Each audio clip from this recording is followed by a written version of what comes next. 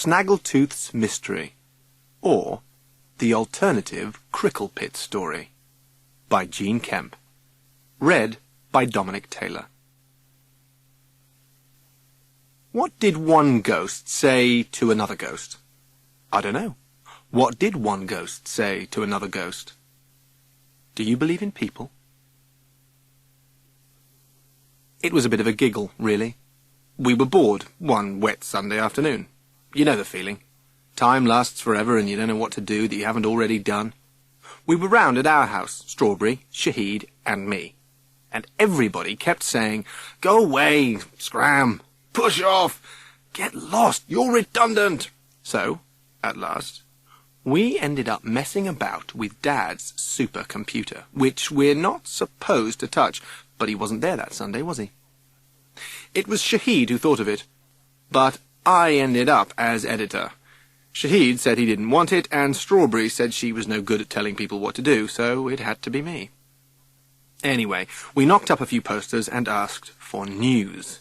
We argued for ages about the title: the Cricklepit Echo, the Gazette, the Cricklepit Know-All, the Times, the Thunderer, the Truth Teller, the Cricklepit Gossip, and ended up with Chronicle, because of the 2 C's. Then we argued about what to put in it. At last, we stuck up the posters. News came rushing in, and we did our first Chronicle. This was in the autumn term, just before Christmas, and everyone took to reading it. The Chronicle was a success. So we kept it going. There's always some news.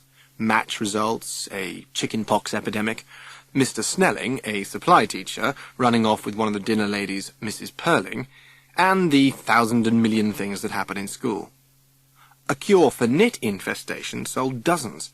We were charging 2p a newspaper by then.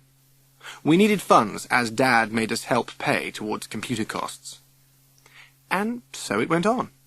And I got the writing bug, thinking up articles, always writing, surfing, writing, printing, writing, while school life was going on all around us.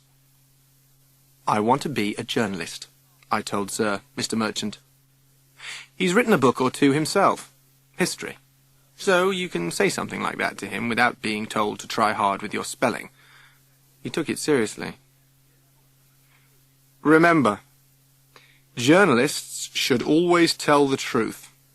Sometimes, just to sell more papers, they print lies or things that shouldn't be published. But telling the truth is a journalist's job. Of course, we'll always tell the truth in the Chronicle." So, the Chronicle was born. And then, in the summer term, a scoop of scoops. Here goes. Oh, about the truth. Well, we tried, but it was harder than we thought. The Cricklepit Chronicle. The eyes, the ears, the voice of the school. News, adverts, stories, jokes, pictures, recipes, cartoons, fashion, gossip, who's going out with who, the internet, and much, much more. Editor, Snaggletooth Watson. Assistant editor, Shahid Malik. Reporter, Strawberry Rainbird. Shock! Horror! A brand new purple car belonging to Mrs. Summers, Chair of Governors, was vandalised yesterday afternoon. The car was parked at the front of the school. Rear lights, bumper, and the back windows were smashed. Police were called and questioned teachers and pupils, but no one said anything at the time except the school secretary, who reported seeing 2 black, raggedy figures flitting past. But this was discounted. Later, after further questioning by Mrs. Summers, a witness was found, following which a top-year boy was excluded. Chapter 1. My kid sister, the littlest one, Teggy, I've got 3 more, which shouldn't happen to a saint, let alone me, was sitting plonk in the middle of the stairs that morning, taking up all the room with her teddies and talking to Grandad. Okay by me, except he died last year. He used to live with us. She talks to him every day. Only one who listens to her, she says. "Move, Fleabag!" I yell. "I need my bag and it's in the bedroom. We've got SATs today." "Get stuffed!" she shrieks, but she moves and shoots downstairs fast so I can get to my room. No school bag there. "Who's got my bag?" I bellow down into the hall, now full of nutters surging round and round, up and down, scrabbling for things, with Mizza singing her rotten solo for her school concert. Again. Mum's shouting, and our dog, Boxy's, howling, 'cause he knows it's school, and he'll be left behind. You'd have thought he'd be grateful. I rush down to the kitchen. I gotta have that bag. People who forget homework are slaughtered dead. Get out of my way! I yell at the cat lying on top of the hamster cage with his "I'll get you one of these days" look on his whiskery ginger face. He spits at me and hisses, which is a bit unfair. Which one of you lots had my bag? Nobody moves, surprise, surprise. They're all too busy screeching. Where's my anorak? Who's taken my bag? Have you done my packed lunch? You know it's our school trip today, Chris yells. Above all this rises the sound of Mum, and it's not the sound of music. Shut up, all of you!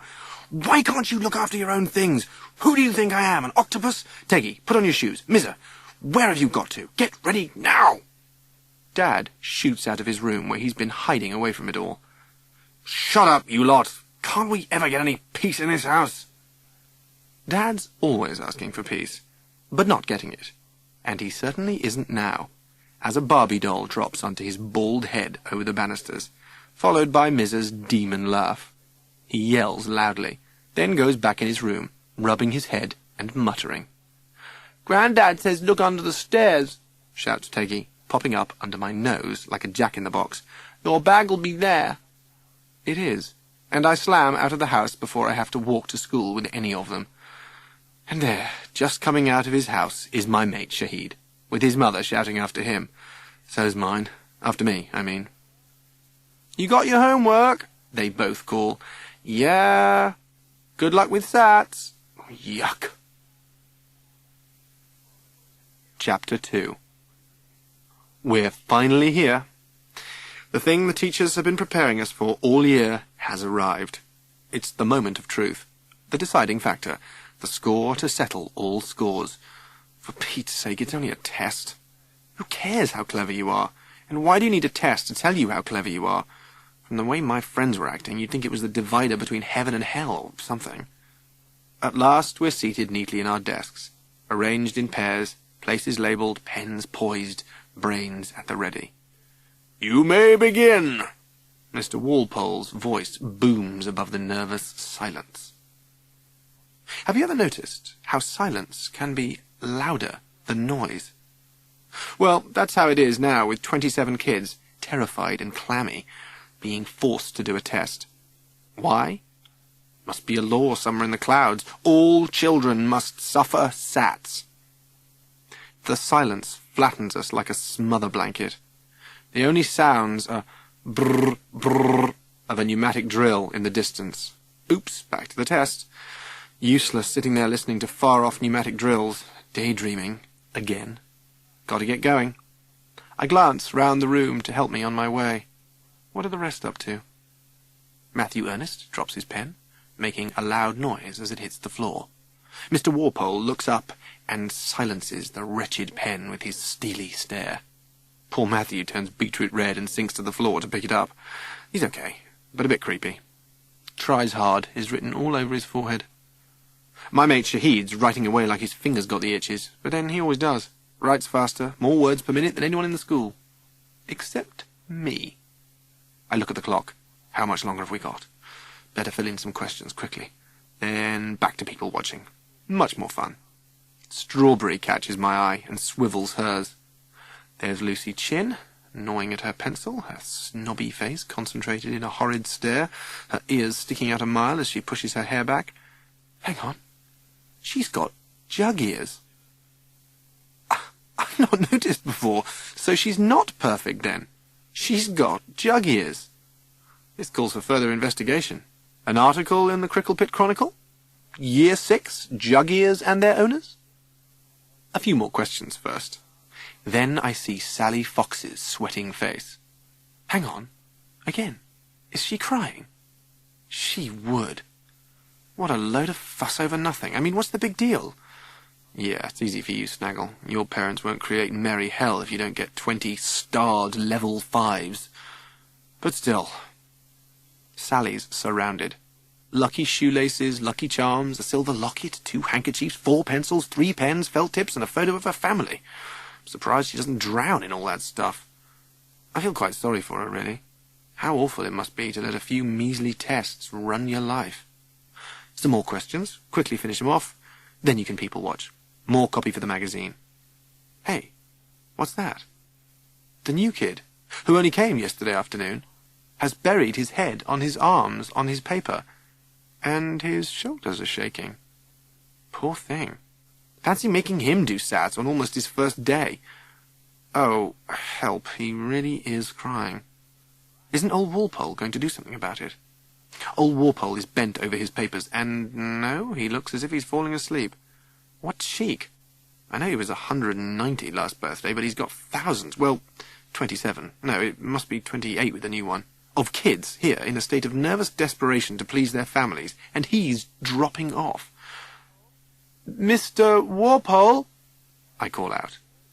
Be quiet. You're doing a test, remember? But, sir, the new boy is crying. Look. He looks and comes over to the new boy, whose face is streaky with dirt and tears. What's the matter, boy? You knew it was the SATs tests today, didn't you? More sobs and tears. The kid's trying to bury himself in the question paper. I want to go to him and say, Kid, it doesn't matter, honest. Don't worry, I'll do it for you. People are turning round and staring. The test's coming to a dead halt. Anything for a change. What is it, boy? I can't help you if you don't tell me. More sobs. Can anything ever be worth all this awful sorrow? Just write your name. Boris, isn't it? I can't. What do you mean? You can write your name, can't you? No. He tries to burrow right down into the desk. Get on with the test, the rest of you, roars old Walpole, glaring. He swings round the class. You! Yes, sir, I answer, wondering what I've done wrong now. You've finished, haven't you? You're always quick, aren't you? Makes it sound like a crime. Yes, sir. Well, go and get Miss Farthing, the classroom assistant. She's supposed to be here anyway. And hurry! Yes, sir. So there I am, scurrying through the school, mad ferret fashion, and at last I find Miss Farthing, classroom assistant, in the sick room, bathing a first-year busily bleeding all over the place. Come on, Penny, it's an emergency. So's this. Look at him. The kid wails loudly. Anyway, this school's one long emergency, so what's new? Come on! Mr. Walpole said, hurry! Right, we'll all come. Billy, hold this cotton wool to your head. Look after him, Snaggle. Back in the classroom once more, Mr. Walpole takes Boris out into the corridor. Miss Farthing sits with the test-takers, and I am left holding cotton wool to Billy's bleeding head, while the others sat on. 10 minutes left. The clock on the pale pink wall says, this is utterly boring. Think of what I could be doing. Reading a book, playing on the PlayStation, practicing my violin, learning my new part in the play, doing a workout, cleaning out the gerbils, all 30 of them, collecting copy for the Cricklepit Chronicle. Yet here we are, satting. One kid outside crying, another inside bleeding. But then, of course, school is there to make you miserable. The bell rings. Yes! Time's up. Now, have we got to go over the test to see the 1,000,001 things we've got wrong? Hope not. Boring. Where's old Walpole? What happens now? Old Walpole comes hurrying back in, takes Billy off me, and off Billy toddles with Miss Farthing holding his hand. Sweet. Which is more than old Walpole is. He gathers in the papers. Please, where's the new boy gone, sir? Asks Lucy Chin. It would be. I look to see her jug ears, but her yellow hairs cover them up again. He doesn't answer. Fancy not being able to write your own name, she mutters to Sally. Fancy, tut-tut, squeak-squeak, giggle-giggle. You can go now, quietly, says old Walpole. Headache, sir? asks Strawberry. Be quiet. Just open the door. I can't, sir. What do you mean you can't? It's stuck, sir. Of course it isn't stuck. Let me do it. The door stays shut. I just don't believe it. Old Warpole grits his teeth, or what was left of them, like the old boy on telly. He looks terrible. We all jostle round him. Test over. We want out of here. Everyone's having a go. Everyone's sure they're the one with the special power. So why isn't it opening? It was okay when I fetched Penny Farthing, and when old Warpole took the new kid wherever he'd taken him. Where's the key? No key. Anyone got a bit of wire? My dad can open anything with a bit of bent wire, Rod Stringer says proudly, making us laugh. Rod's a joker. He opens a cupboard and fishes out an old coat hanger. Very handy. Mr. Warpole isn't Rod's dad. Surprise, surprise. And he still can't open the door, especially with a bent wire coat hanger. Come on, let's push together now. The classroom door opens onto a short flight of stairs, our school being funny like that. It's an old fossil of a school, curling round and round on itself. Old Warpole pushes. Matthew pushes. We all push. All together now. And at last the door flies open. So do we. Fly, I mean. Flying, falling, guess who's at the bottom of the heap? Poor Mr. Warpole. We pick ourselves up, but poor Mr. Warpole still lies there groaning, flat out, not looking good. He lifts his head as we lift him. A bump is rising, like in Tom and Jerry. Poor old Warpole. Far away the pneumatic drill roars. Brrr, brrr, brrr. Chapter 3. Same day, later, lunchtime. Chewing my last bit of gum, pushing it behind and around my Snaggletooth, thinking up some more articles for the Cricklepit Chronicle, I wander out of the playground and onto the field. Behind me, wild yells are going up. Ryan's back! He's come! Ryan's come! Ryan! Ryan! What? In the afternoon? Funny time to turn up. This needs investigation. Definitely. So it's the return of Ryan, school hero and school villain. Yeah, he's both of them, both at once. I turn to go and join the crowd, then stop, for in front of me is the girl gang. Lucy Chin and her lot. Tasha, Lulu, Sally Fox, and Santia. Dancing, jigging, hair swinging, like the TV ads, round a kid, hunched back against the wall. The new kid who cried, and who's been looking miserable ever since. No, he's not looking miserable now. He's looking terrified. What's your name? Why do you wear those clothes? They're disgusting. Where did you go after the test? Tell us, tell us, tell us, tell. Are you poor? You look poor. Is it true you can't read or write your own name? His name's Boris, cries Tasha. Boris Popinovsky, giggle, giggle, nudge, nudge, hair flinging, fling, fling. That's why he can't write his own name. Fancy not being able to write your own name. More dancing and cartwheels. Poor poickle boys, never mind, we'll take care of you, boggy Boris. Really into it now, whirling and twirling round him. Long blonde tatty hair, ginger curls, black rasta with beads, long mouse and streaky yellow, all the TV ads there ever were. Stuck against the wall, he can't get away. He tries to curl up, even smaller. Santia is turning cartwheels like a firework going off. Good thing trousers are our school uniform or we'd get an eyeful. Lucy stops swirling and flinging her hair around and spots me. Push off, Snaggle. Behind me, in the playground, I can hear shouts of, Ryan! Fighting it out with the row of the pneumatic drills. Ryan, Ryan, Ryan! Brr, brr, brr! Ryan's back! Rah, rah, rah! Ryan! Roars Ryan's fan club. Don't worry, I'm off, I shout. But the kid's trying to struggle out of the semicircle around him. Wait for me! Wait! Snaggle! He croaks, and that gets me. He's remembered me from the test. You should be in school uniform, Boris Horace. We wear uniform here.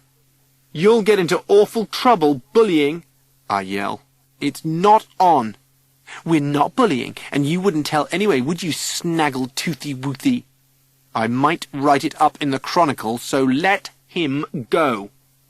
Get your own life, Snaggle, instead of writing about ours.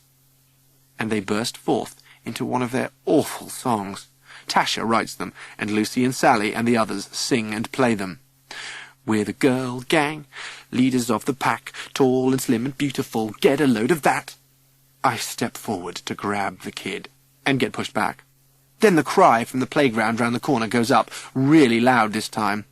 Ryan's back! Ryan's back at school! Ryan! Ryan! Our boy Ryan's getting the star treatment. There'll be trouble. The girl gang stop as if their batteries have been switched off.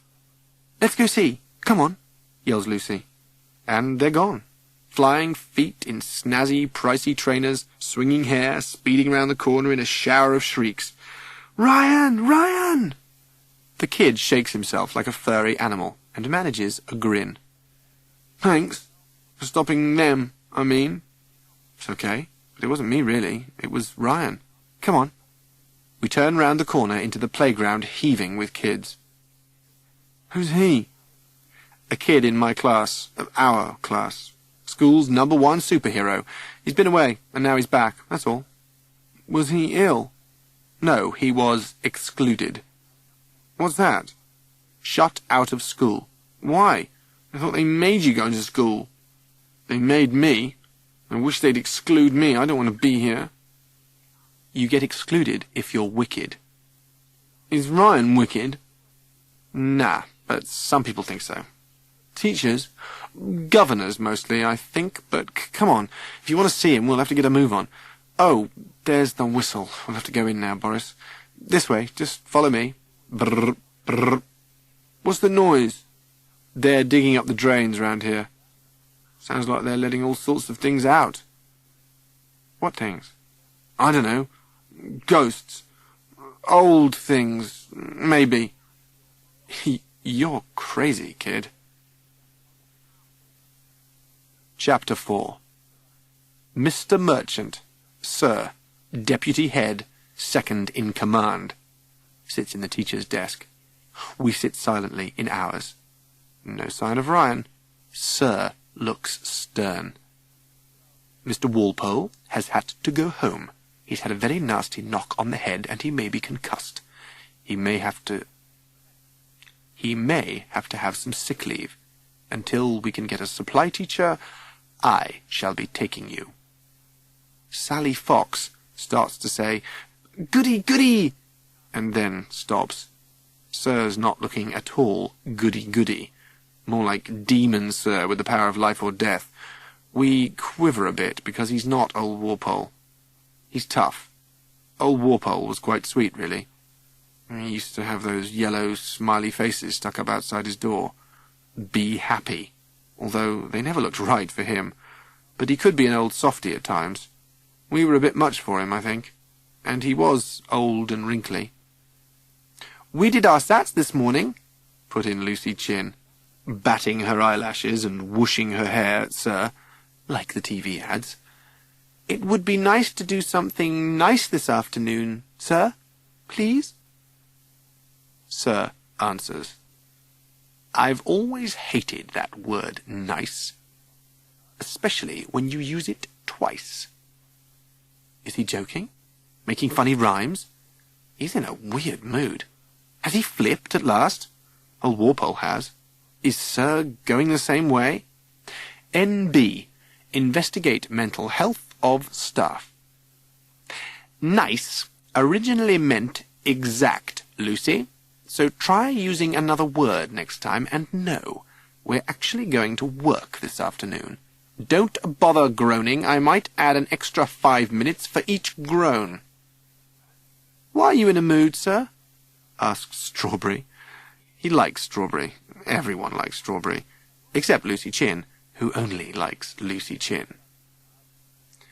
"I'm worried about Mr. Walpole, and I'm losing all my free periods that I used to keep this school from falling to pieces, which is quite difficult, strangely enough."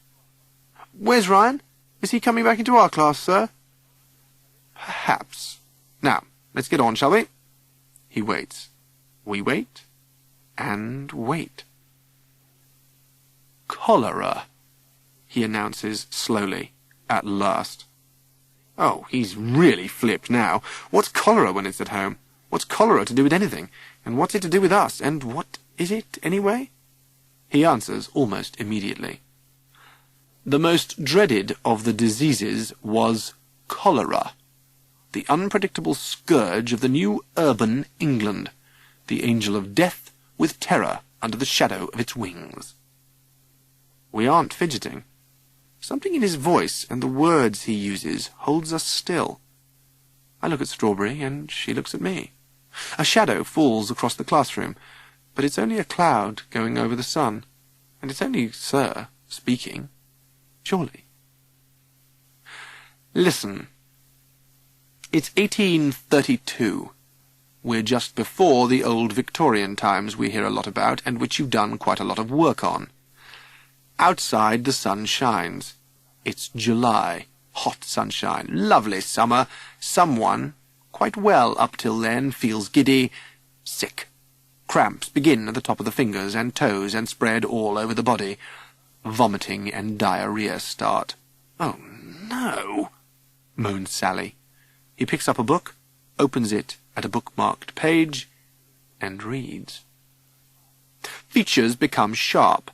The eyes sink in, and the face becomes terrified and wild. Lips, face, neck, hands, feet, arms, and thighs turn blue, or purple-black. The fingers and toes go small, the skin wrinkles, the nails become pearly. The skin is deadly cold and flabby, the veins black, the tongue is white. Breathing is fast and uneven. The patient speaks in a whisper, struggles for breath, and points to his heart.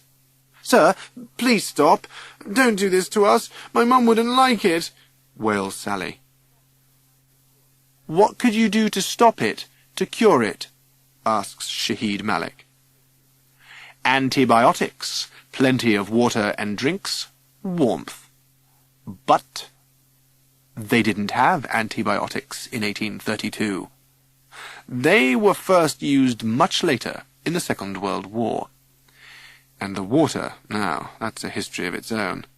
Look up water on the internet for me. "Sir, there's always been water." Has there? Where's the water in the desert? In a burning forest fire? Where was the water here in 1832? "My dad goes mental over the water rates," put in Rod. "But what's water got to do with cholera?" asks Shahid.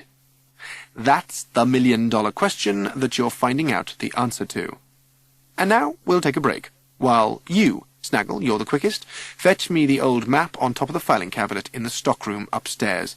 The rest of you can make a get-well-soon card for Mr. Walpole, while Boris and I have a chat. Chapter 5. I stroll along the corridor, stretching time out. Even if I am supposed to be the quickest, before I have to get back to the classroom, then up the stairs with a bend in the middle that go up to the teacher's old staff room, the broom cupboard, the stock cupboard, and the teacher's cloakroom. This is the spooky bit that scares some kids, for this part of the school is really antique. The old staff room is always kept locked, and the teachers, they say, will only go in there 2 or 3 at a time, ever since Mrs. Venables found herself shut in for about 3 hours before her shouting was heard and she was let out. She left. After a bit it was opened again, refurbished and made over. Strawberry told us the vicar came and said a prayer there. I'd got measles then, so I couldn't keep an eye on things for the Chronicle, and Strawberry and Shahid covered for me. Afterwards the staff room was used again, but no one goes in on their own. In the stockroom I get the map from the top of the filing cabinet, and suddenly there's Violet, our caretaker, red in the face and puffing loudly as she tries out one key after another in the teacher's cloakroom. Her hair shines a beautiful purple in the gloom. She must have just had it touched up. Query: what came first, Violet's name or the colour of her hair? When she sees me, she cries, "Snaggle, see if you can turn this key. I had a go and couldn't shift it one bit. Then I tried to pull it out and I couldn't." She takes an enormous breath, and this time pulls the key out of the lock. but the door's still stuck when we try to open it. She holds out the large bunch of keys in her hand. "Look, I've tried 'em all," she exclaims. "No joy.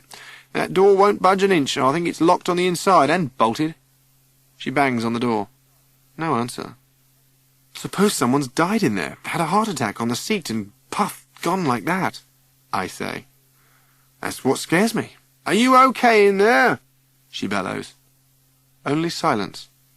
Not a pleasant silence. A sort of thick, blankety silence, louder than noise. "I can't hear a thing. Snaggle, put your ear to the keyhole and listen." I shove my ear to the keyhole, listening. "Are you okay in there?" I shout. I mean, either they are or they aren't. I can see the headline in the Chronicle. "Popular teacher found dead in Cricklepit cloakroom." Query, which teacher? Which is the one that I wouldn't mind being finished off? A faint ringing far, far away, bringing echoes of, I don't know, something old, far away. But here, something earthy that I don't much like. Spooky. "Let's bash it down," I suggested. "Don't be daft. I'd have to pay it back out of wages. It's in the contract. Any damages to be paid for, it says." "Is there a small window in there? Then we can get a ladder and climb in from the outside." "Yeah, but it's only ever so tiny. I'm a bit too big." Violet's small for a hippo, but big for a person. "I know. You'll have to do it, Snags. You're skinny enough. I'll hold the ladder. You climb in, go inside, then step over the body, if there is one, and open the door from the inside. Take the keys with you." "What about the ladder?" "I'd better ask the head teacher, or else I shall have to pay for damages to you or the window. You tell your teacher what you're doing, helping me, and I'll go and ask the head teacher if we can use the ladder." "Violet, let's do it ourselves. They'll stop us if we ask them." "Okay." She grins and nods. Chapter 6. The big storeroom's under the school, and there you can find everything you can imagine. Shahid says he once saw a coffin, and I know there's some sandstone blocks that Sir says came from the old city walls built by the Romans yonks ago. In this school there are secret hiding places everywhere, 'cause it's like a maze or a snail shell or a fossil that goes round and round into itself. Hideaway places you've never even dreamt of. Often, the quickest way to get from one place to another is to go right round the outside of the school and pop in the door you want. That is, if it's open, 'cause it might be locked these days against some maniac coming in to splatter all us kids with a Kalashnikov. Splat, deaded. I know the code number for opening the doors, but I don't tell anyone except Strawberry and Shahid. Rod knows. He would. And Ryan. Well, come to think of it, who doesn't? Query. School secrets. Does everybody know them?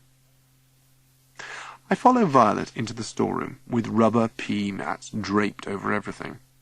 We soon spot a ladder and haul it out towards the playground, the maps still under my arm.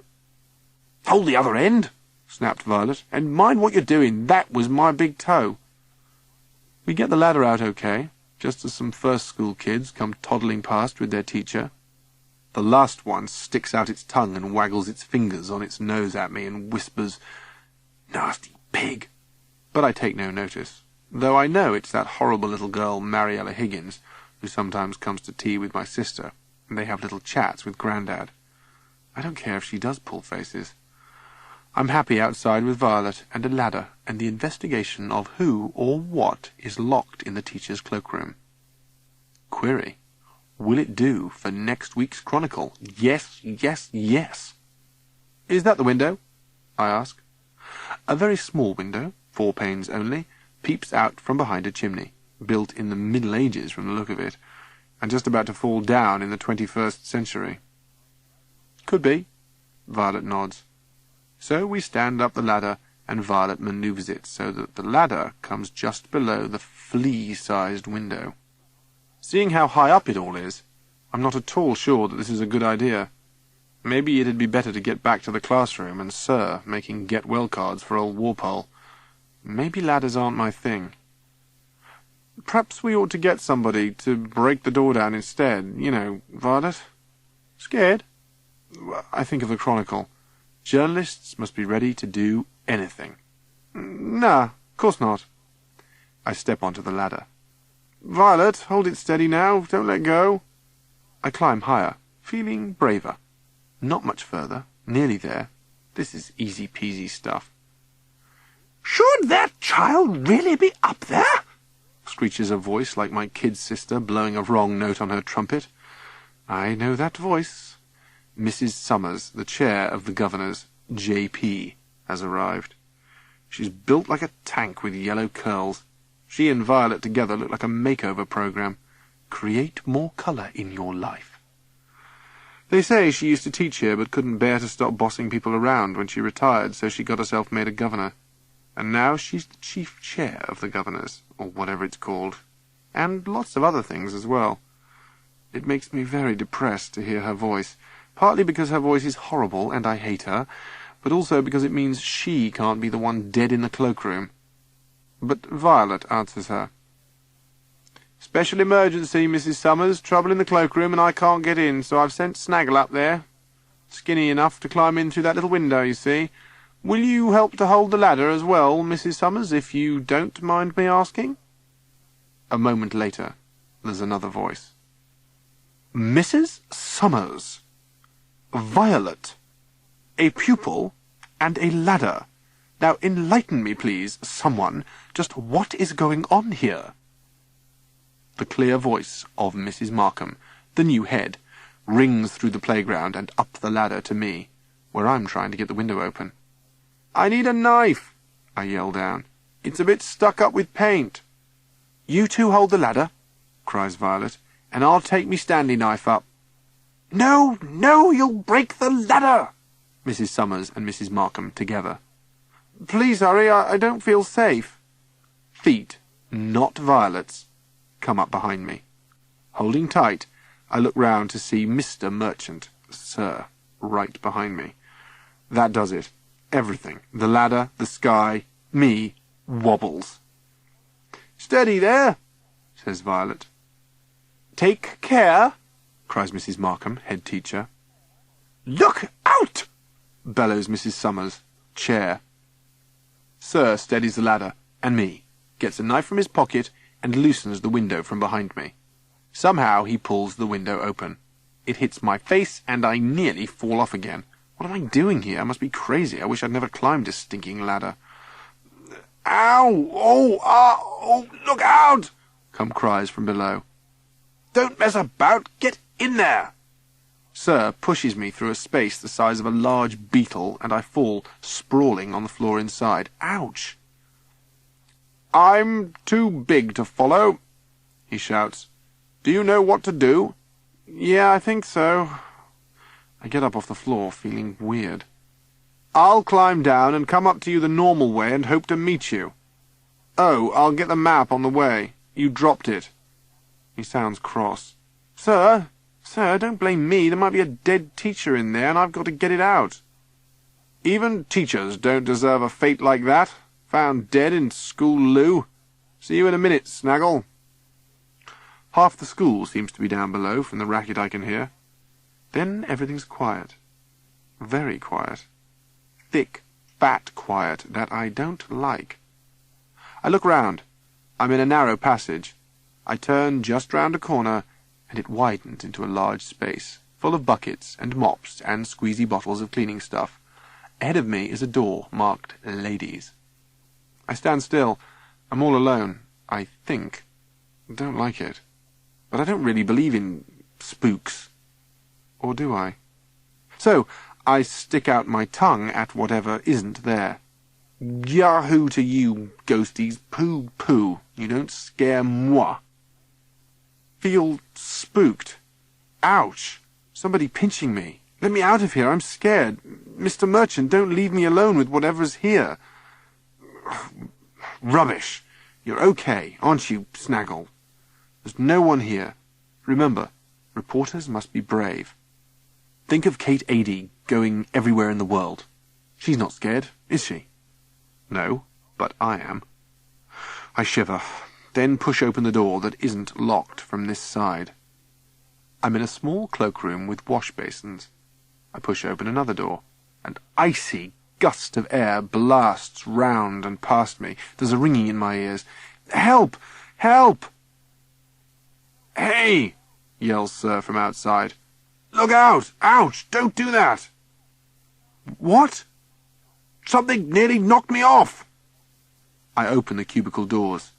It's so strange to be in the teacher's loos. They're sacred, aren't they? Sacred, scared, anagram, remember for Chronicle. There's no one there. No corpse, no dead teacher, not even a dead mole.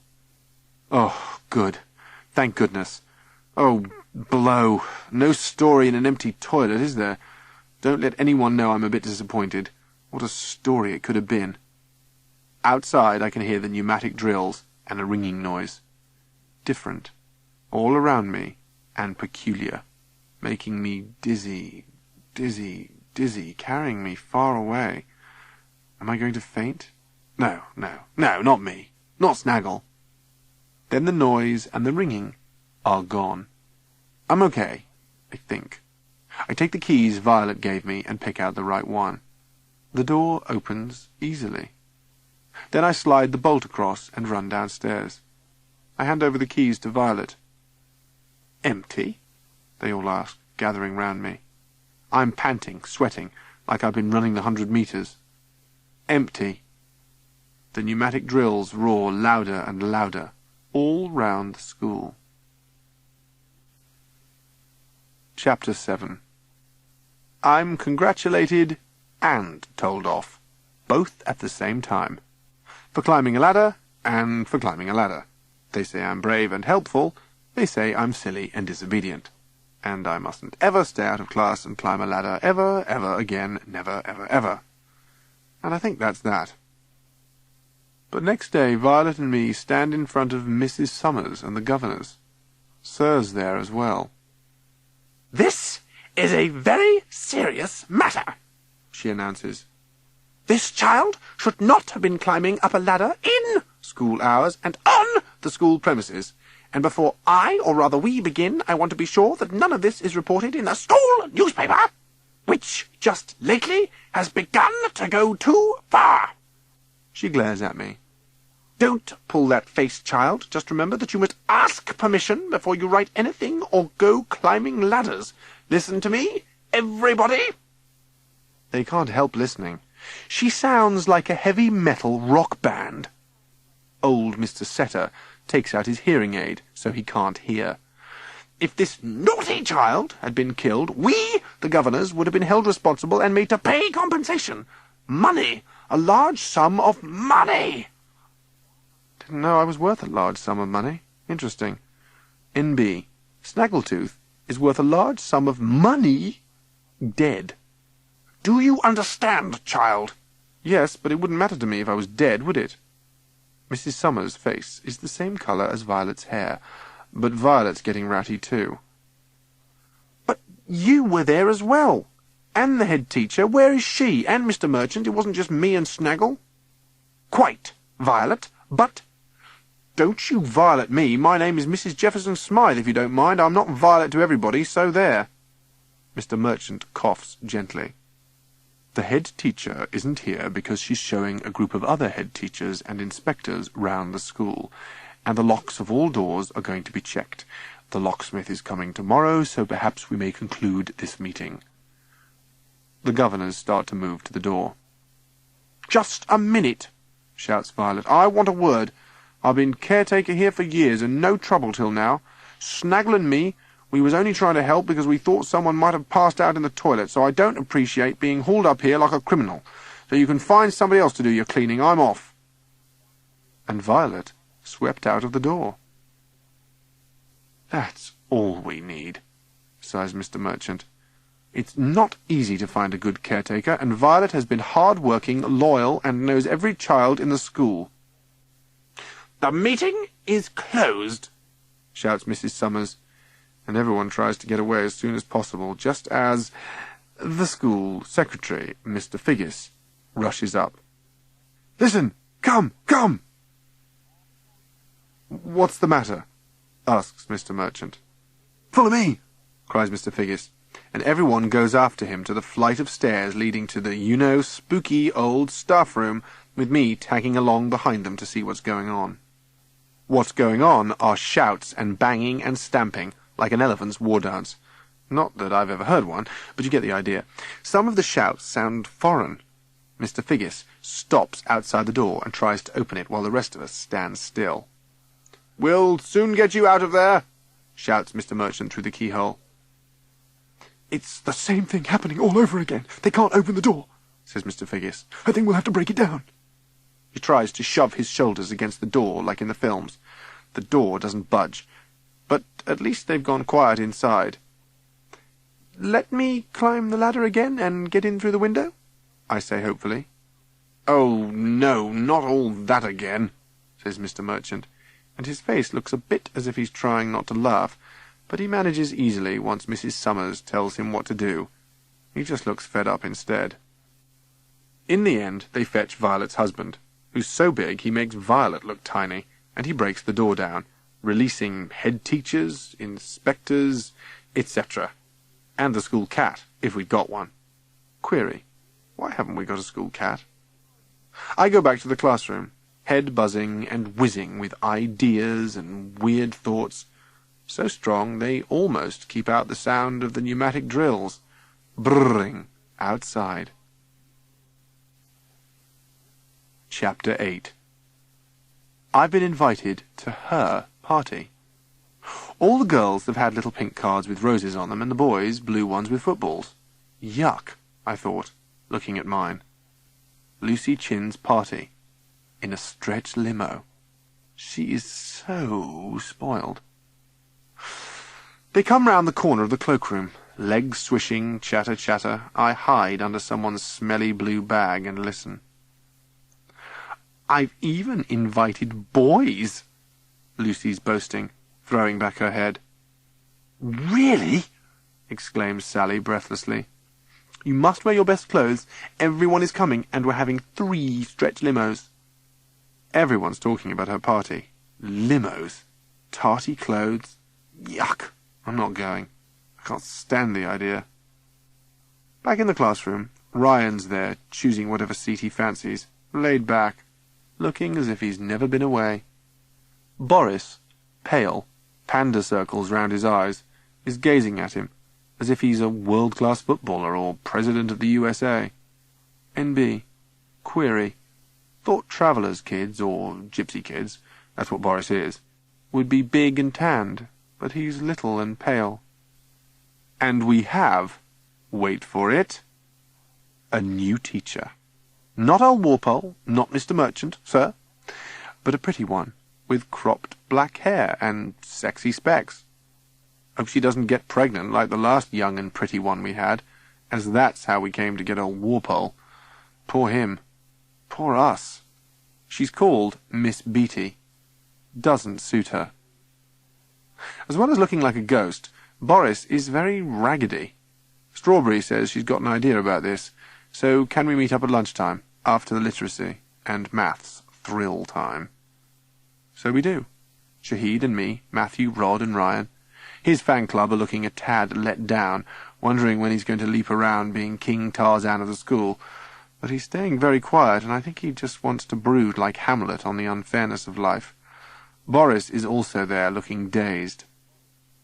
Strawberry is saying she'd like to get him some school gear and stuff if he didn't mind, as he's only got rags and tags and he's being got at by some other kids. And if he didn't think we were horrible and snobby, we could bring him whatever was going spare at home. "No need," Ryan says. "Leave it with me." He's chewing a grass stem. We're in the wild garden bit, and he walks off and comes back with Violet, who didn't take long returning to school, saying she'd missed us kids, and the teachers. "Come on," she tells us, "and quiet with it." We follow her, trying to look as if we're doing a survey for an important project, and there I am, once more creeping into the big underground storeroom, with Violet, and the rest. "Stay there," she says, so we all stay. Woof woof, very good dogs, except for Rod, who's quietly nicking bits and pieces, while she goes right into the dark dungeon bit at the back, and Boris gets the shivs as we wait for her among all the old school junk from past happenings. "It's awful spooky here," he says. "It scares me." But then he looks as if all the school scares him. Then Violet and Ryan bring out a huge, bulging, broken cardboard box overflowing with blazers, shirts, plimsolls, bags, sports kit, trousers, pencil cases, trainers, footballs, felt tips, and rubbish. "Lost property. Way back. Nobody ever claims it. Might as well come in useful." She soon kits Boris up. Not bad, for some of the clothes are nearly new. He wriggles a bit, and then we come out blinking into bright sunlight, and Violet shoves the box of lost property to the back once more, except for a scarf pinched by Rod. Violet doesn't notice this. "We might get into a row for this," moans Matthew. "I don't like it much." "No, nobody wants all that stuff, honest," Violet says. "You don't think I look a bit funny?" asks Boris nervously. "Not as bad as you did before. In fact, you look okay." Strawberry dusts his shoulders, then swings round and kisses Violet and Ryan. "You're great," she grins at them. "Thanks," mutters Boris, then says, "You're not really wicked, are you, Ryan?" "Oh, yes I am, aren't I, Snaggle? Sure, evil and wicked.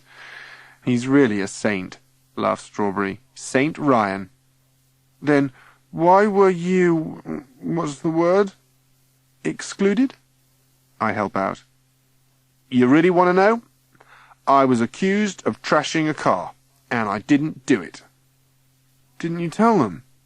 "Yes, over and over again, and no one believed me. Mr. Merchant and old Warpole were away, the new head teacher hadn't arrived, and Mrs. Horrible Summers went on and on at this meeting, and no one would stand up to her, and she said she had a witness who'd seen me, but she wouldn't say who it was, and in the end—" Ryan is talking faster and faster, face red, eyes blazing, and I'm listening hard, because he doesn't usually talk much. Dare I? Dare I put this in the Chronicle? No, is the answer, but I'd like to. I could always ask him. Nothing ventured, nothing gained. I got so mad I called her a stupid cow, and that was it. The end, me finished. She said I'd always been a wicked boy, a bad influence, and I'd be excluded for as long as she decided. And it would be put on my record forever and ever. Excluded, Ryan Tyler, for vandalism and willful damage to a car, and for bad language. All the colour leaves his face. He looks sick. Green. But why? She hates me. Hates all my family. Anybody called Tyler. Something that happened once here at this school. She was mixed up in it. Boris said, "Well, that's unfair." "What's fair? You tell me, kiddo." The bell rings. It's time to go to class. "But what about the police? What did they say?" "I was cleared. They soon found out it wasn't me. I was in the art room, had an alibi, but she didn't believe me, and said I'd still got to be excluded because of my language and attitude. Mr. Merchant came back this week, and he put in a good word, and old Armpit wanted me for games and athletics. He told the new head teacher, so here I am." Ryan stops as we go into the classroom. "I'll find out, you know. Find out who sneaked on me." "What about the trashed car?" asks Boris. "We still don't know. Maybe they never will. But I'll find out. I promise." "I promise," answers Ryan. "Then look out. I'll trash them." Who did it? The biggest query of all time. And can Ryan do it? We'll help him. The kids that help Ryan do anything. Chapter 9. I've done my best to get out of it, but still I've ended up here on Lucy Chin's doorstep, ringing the bell. She answers, beaming. She's wearing purple velvet with fluffy white fur and silver hearts all over it, and a diamond thing on her head. She's towering over me, as she's wearing silver boots with 10-inch heels. Here," I mutter, shoving an envelope at her. "I don't know what's in it. Mum got it, as I said I wasn't going to buy a present for Lucy Chin, even if they tortured me. My mother told me not to talk rubbish, and to remember to say happy birthday when I handed over the envelope. This I just cannot manage. There are limits, I've turned up, haven't I? What more could anyone ask? So I leer my Snaggletooth at her and watch while she opens the envelope. There's a book token inside. "Oh, lovely!" she shrills at me. "I'll spend it sometime, but honestly, I get very little time to read. I'm into so many things. Of course, I look at the Chronicle. You've made it really exciting. I do hope you give me and my party the front page. I've got a new camera for you to take my photo. Come on in." The room's full of tarty girls and boys trying to look cool, and Lucy's prezzies, a camcorder, cassette players, CDs, makeup boxes, a PlayStation, and a mobile. That's just a few. In place of honour, tra-la-la, is a huge blonde doll dressed up as a twin of Lucy. You don't have to believe this if you don't want to. It's so disgusting. I try not to be sick, but I now know why I've been invited. She wants to be in the Chronicle, does she? "The limos are here," her dad announces, stepping into the crowded room. He's wearing a jeweller's shop, bracelets, 2 watches, earrings, and a huge medallion nestling in the hairs on his chest. I'm put in the first limo, with her and the girl gang. Ryan's also there. "So cool," I hear Santia murmuring to Sally.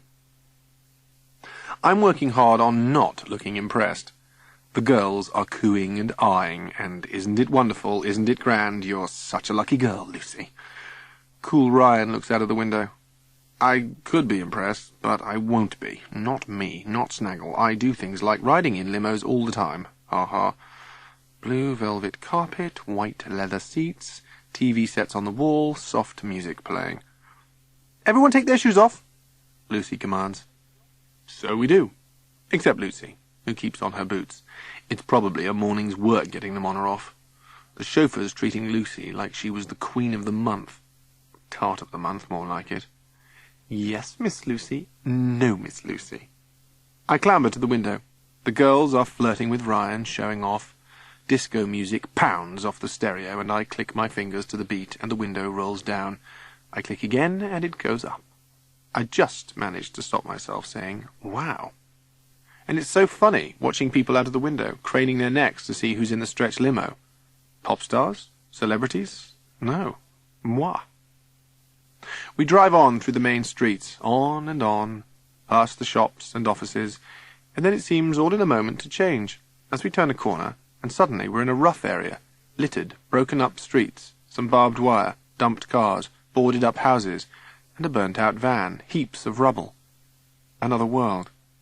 Then further on, a bridge and trees and a couple of gypsy caravans. Not vans. Horses and ponies, 2 piebald. And there, in a stretch of rough grass, is Boris, throwing a stick for a 3-legged dog, and wearing his old rags and tags. "Boris!" I yell, but of course he can't hear. I click my fingers, and the window rolls down. "Boris!" I yell, head stuck out one side. "Boris, is that your dog?" Lucy is shrieking her head off. "Snaggle, don't do that. He looks disgusting. Driver, take us home, now." "I want to go home. We weren't supposed to be here. Home, driver." "Boris!"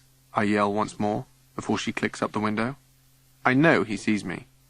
Funny 3-legged dog barks, but Boris turns away. He doesn't want to know. And the driver swings round the car back to Lucy's house. "You shouldn't have done that, Snaggle. Don't you think, Ryan?" He stuffs his hands in his pocket and shrugs. Another one who doesn't want to know. "People like him shouldn't be allowed," went on Lucy, "spoiling my birthday. It's not fair. I don't want my birthday spoiled." She's still talking as we reach her house and get out of the car, as her fat, white, long-haired cat oozes out of the door and pads down the path towards us. The Cricklepit Chronicle.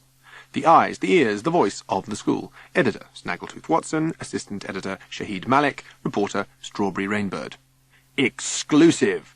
Interview with Ryan Tyler and more ghostly news. Interview with Ryan Tyler. Ryan Tyler returned to school last week. Strawberry Rainbird interviewed him. Strawberry, tell us why you were excluded from school. Ryan. Someone trashed Mrs. Summers' car, and she said it was me. Strawberry. And had you? Ryan. No, I was in the art room at the time. Strawberry. Then why did she say it was you? Ryan. She has always hated me, and she said someone saw me do it. She doesn't like anyone called Tyler. She says they cause trouble. Strawberry. What is your record in this school? Ryan. Well, Strawberry. I'll do it for you. You're captain of football. We won the city's school's cup because of you. You play the drums in the school orchestra, and you sang solo at Christmas. You won the maths prize last year. Ryan. Oh, shut up. I get by, and I don't trash cars. Strawberry. Okay, we'll leave that. You have a good record. Then why should somebody sneak on you? Ryan. I don't know. They must hate me too, I suppose. Strawberry. What did you do while you were excluded? Ryan. Nothing. I mooched around, doing nothing much except watch telly and play computer games. My gran came and she wouldn't let me go out in case I got into trouble. Strawberry. Did you meet any other excluded kids? Meet any crime, shoplifting, vandalism, drugs, all that? Ryan. No. Strawberry. Did you really swear at Mrs. Summers? Ryan. No, but I was rude as it was unfair. Strawberry. One last question. Do you want to find out who did trash the car? Ryan. Yes, but not as much as I want to know who told lies about me. Then I'll trash them. Interview ended. Locked Doors Mystery. The mystery of the locked doors at Cricklepit School continues. Yesterday, the office door was shut tight for an hour, causing chaos, Mr. Figgis, the school secretary, said. Mr. Figgis was very harassed and throwing his hair and hands around. Previously, Mr. Walpole's classroom door was shut, and Mr. Walpole got a head injury falling down the stairs. He will be retiring early at the end of the term. Mr. Figgis is also thinking of leaving, he said. 2 other doors have stuck for no reason, one in the teacher's cloakroom, the other in the staff room, where a lot of head teachers were with Mrs. Markham and the Chief Education Officer. Mrs. Markham says that new locks are being fitted, and she hopes that this will sort out the problem. Just leave doors open for now, if you can, she says. Ghosts at Cricklepit. Mrs. Markham said at assembly that there are no such things as ghosts, least of all at Cricklepit School. Take no notice of silly stories, she went on. She didn't wish any child to be frightened or put off their work. Several children, including some in the top year, have seen the ghosts, they say. They are described as a boy and a girl, thin and pale and raggedy, holding hands and wandering about sadly. Teggy Watson in Year 3 says she sees them all the time. Some are old ghosts, she says, but these 2 are new ghosts. Most of them are friendly, she says. They float about, and she talks to them sometimes. Mariella Higgins, her friend, says this is all true. However, they will not tell us what they say, so the Chronicle says it's best to take no notice of them. End-of-term celebrations. Rehearsals for the end-of-term concert will take place in the lunch hour. Please volunteer if you want a part or to play in the orchestra. There will be a poster competition. Chess Club. Shahid Malik and Ryan Tyler have reached the city semi-finals. Football. Ryan Tyler scored the winner against Northwood School. Rod Stringer and Matthew Ernest were sent off, playing for the reserves, who lost 5-1. Cricket. Cricklepit First beat Blundell's Junior by 126 runs to 94. Shahid Malik and Ryan Tyler made 85 between them. Matthew Ernest scored 5. Barry Morse, 22. Orphans of Africa Fund. Strawberry Rainbird will be coming to your classroom collecting for the orphans. Please give or bring what you can. Books especially welcome. For sale. Matthew Ernest has 2 lop-eared rabbits for sale. Snaggle Watson has 20 gerbils for sale, assorted colours. Rod Stringer has 25 Pokemon cards. Fair prices. Wanted. Gran Turismo 2 PlayStation game. See Rod Stringer.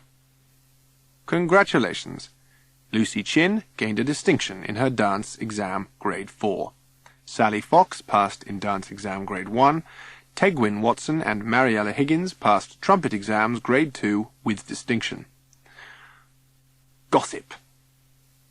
Lucy Chin held a large party attended by most of her class. Anyone wanting a photo will have to ask her.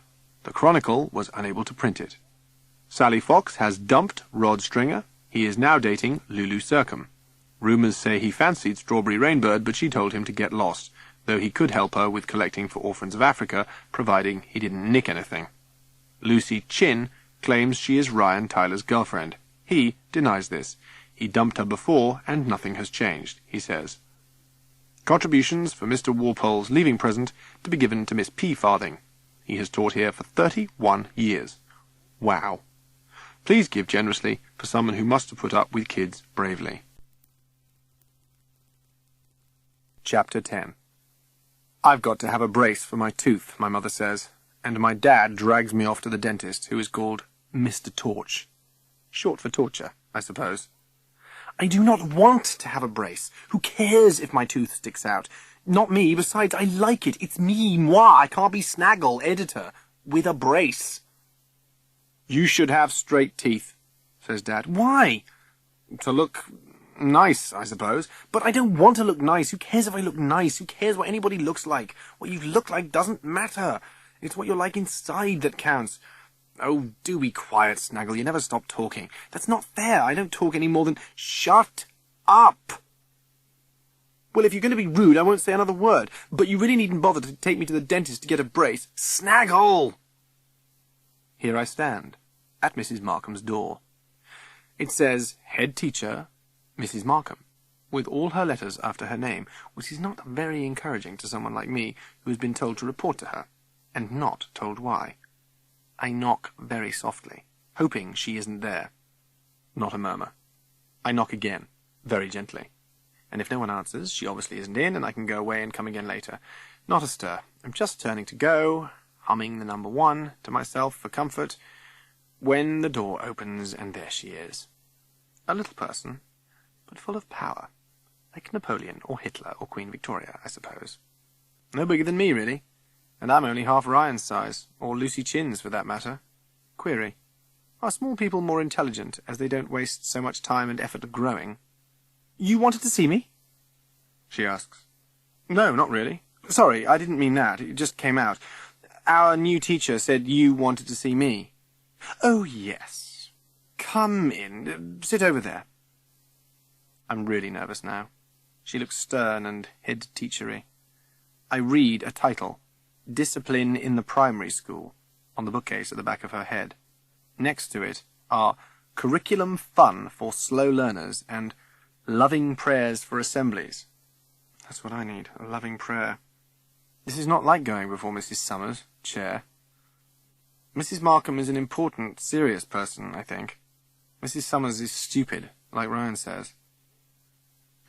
When you get your brace, we shall have to stop calling you Snaggle, I suppose. She starts off. I don't want my brace. I don't like changing things. I sniff, so I won't cry. What a morning. The Cricklepit Chronicle came out yesterday, and Strawberry delivered my copy. Yes? Trouble is waiting for me, I know. And Shahid gave a copy to Mrs. Summers, who was with us yesterday. She's always here. Mrs. Summers is a most conscientious and indefatigable governor. You mean hard-working, ma'am, and horrible, I add under my breath. I didn't hear that. She carefully doesn't smile. Now, I'll come to the point. I know that you, Shahid, and Strawberry have worked very hard this year on the Chronicle, and it is a credit to you. And it's well produced and printed. Your charge of 2p seems reasonable. What's wrong, then? Briefly, Mrs. Summers objects strongly to the interview with Ryan Tyler and the references to her. She says that she has told you before about going too far and writing about things you shouldn't. She continues, I'm also not happy about your little sister's remarks about ghosts. I think it could create an atmosphere in the school that we don't want. On the other hand, I do know that school children always talk about ghosts, even though they have no reason to do so. It goes with their liking for horror stories, I suppose, so that doesn't worry me too much. She pauses. Then, however, and I come to the point, Mrs. Summers wants all the copies collected in and shredded. But that's wicked. Awful people burn and destroy books and newspapers. Saddam Hussein, the Nazis, witch-hunting people. You're well informed. I read newspapers and I watch programs, and my parents belong to Amnesty. You know, stopping people being tortured for what they believe in. Though I wish they wouldn't torture me with a brace. This is an interesting discussion. However, I have to end it by saying you must collect all the copies in and bring them to Mr. Figgis to be shredded. Now, I have some parents to see, so you can return to your classroom now. Snaggle? Yes? I'm sniffling hard now. All that work. I'll be very happy to receive your next chronicle. Just don't write anything about Mrs. Summers. Then it will be all right. Oh, she also says the school computers and printers are not to be used for it. We do them at our homes anyway, nothing to do with her. Goodbye, Snaggle. She smiles at me, and I guess she's okay, really. Ages and ages it takes at lunchtime to get them back. The money is kept for the next one, which will be free. We keep back a lot of them, and I hide some to take home with me. We can't bear to shred them all. Then we carry the ones we've got left to Mr. Figgis to be shredded. He is standing outside the office, stamping his feet, waving his head and shouting at the door which won't open, using a lot of strange words, some of them foreign, I think. We plonk down the papers and vamoose first, as I've had enough of doors that won't open. But later we hear on the school grapevine that when the door is open, all the SATS tests that were lying on top of the filing cabinet in an envelope have disappeared. Mr. Figgis doesn't get around to shredding the chronicles. A message comes to our classroom that no mention must be made of the missing SATS tests in the next chronicle, or else. "It's disgusting!" cries Lucy Chin. "I know I did well, so they mustn't get lost." "It's disgusting!" echo the girl gang. "It's brill," says Rod. "I couldn't answer anything. I'm really chuffed they're missing. Maybe they're gone for good." Chapter 11. Searches for the SAT papers are being carried out all over the school, but quietly and secretly, in case too many people start to ask questions and trouble is stirred up. My guess is that no one wants Mrs. Summers to find out about the papers disappearing, as she'll create merry hell, shrieking about lack of care and deficiency, and she'll tell everybody what they ought to do. Mr. Merchant takes Strawberry, Shahid, and me on one side, and tells us that on no account are we to report it in the Chronicle, on pain of death, he adds, slitting his eyes at us. "That's censorship," I tell him. "This is supposed to be a free school in a free city." "Snaggle, please give me a break." "Is something going on, sir?" asks Shahid. "I don't know. All I do know is that this is a funny term with a weird atmosphere, beginning with that car being vandalised. Never sorted out properly, you know. We don't know who did it. The police don't either." "What sort of atmosphere do you mean?" Shahid goes on. "Well, there's the locked doors for a start, and Ryan going around like Sherlock Holmes asking questions everywhere. Ryan's going round school asking who trashed the car and who sneaked on him and saying he's thinking of offering a reward. And your sister Teggy doesn't help. Oh, her, you don't want to take any notice of her. She's nuts, I say. Well, she's got a trail of little kids following her all round the school, asking her to tell their fortunes and to get the ghosts to talk to them. So, they're all hyped up and noisy and shrieky, and their teachers are complaining. Oh, don't write all this in your famous rag, will you?" "Famous, sir? Is it? Fame, fame, fame, fame? All I've ever wanted." "Oh, yes. We get parents reading it at the school gates. I'm told the gossip column is popular, so take care what you write." He looks at his watch. "It's time to go in.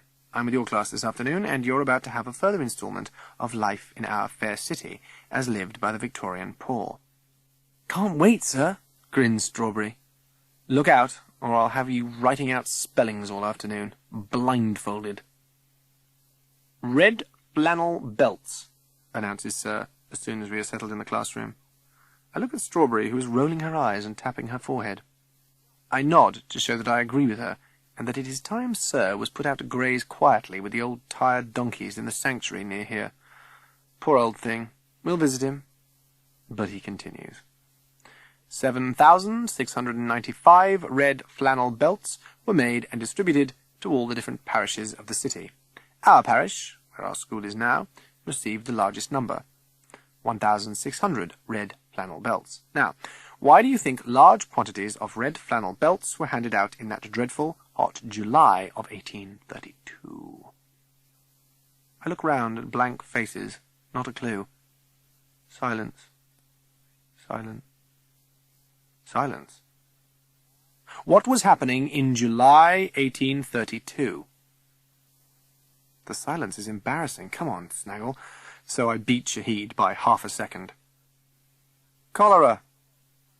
They used red flannel belts to frighten away the cholera, says Lucy Chin. To make them look nice when they stayed in bed, adds Sally Fox. You don't care how you look when you're dying of cholera, stupid, snaps Ryan. His temper's rotten these days. They probably got the shivers, and red flannel belts help them to keep warm, says Shahid. That's it. The temperature of the sufferers dropped alarmingly, and the authorities hoped the warmth of the flannel would help them to recover. Now, why do you think we had more distributed here than anywhere else? The cholera was worst here? Yes.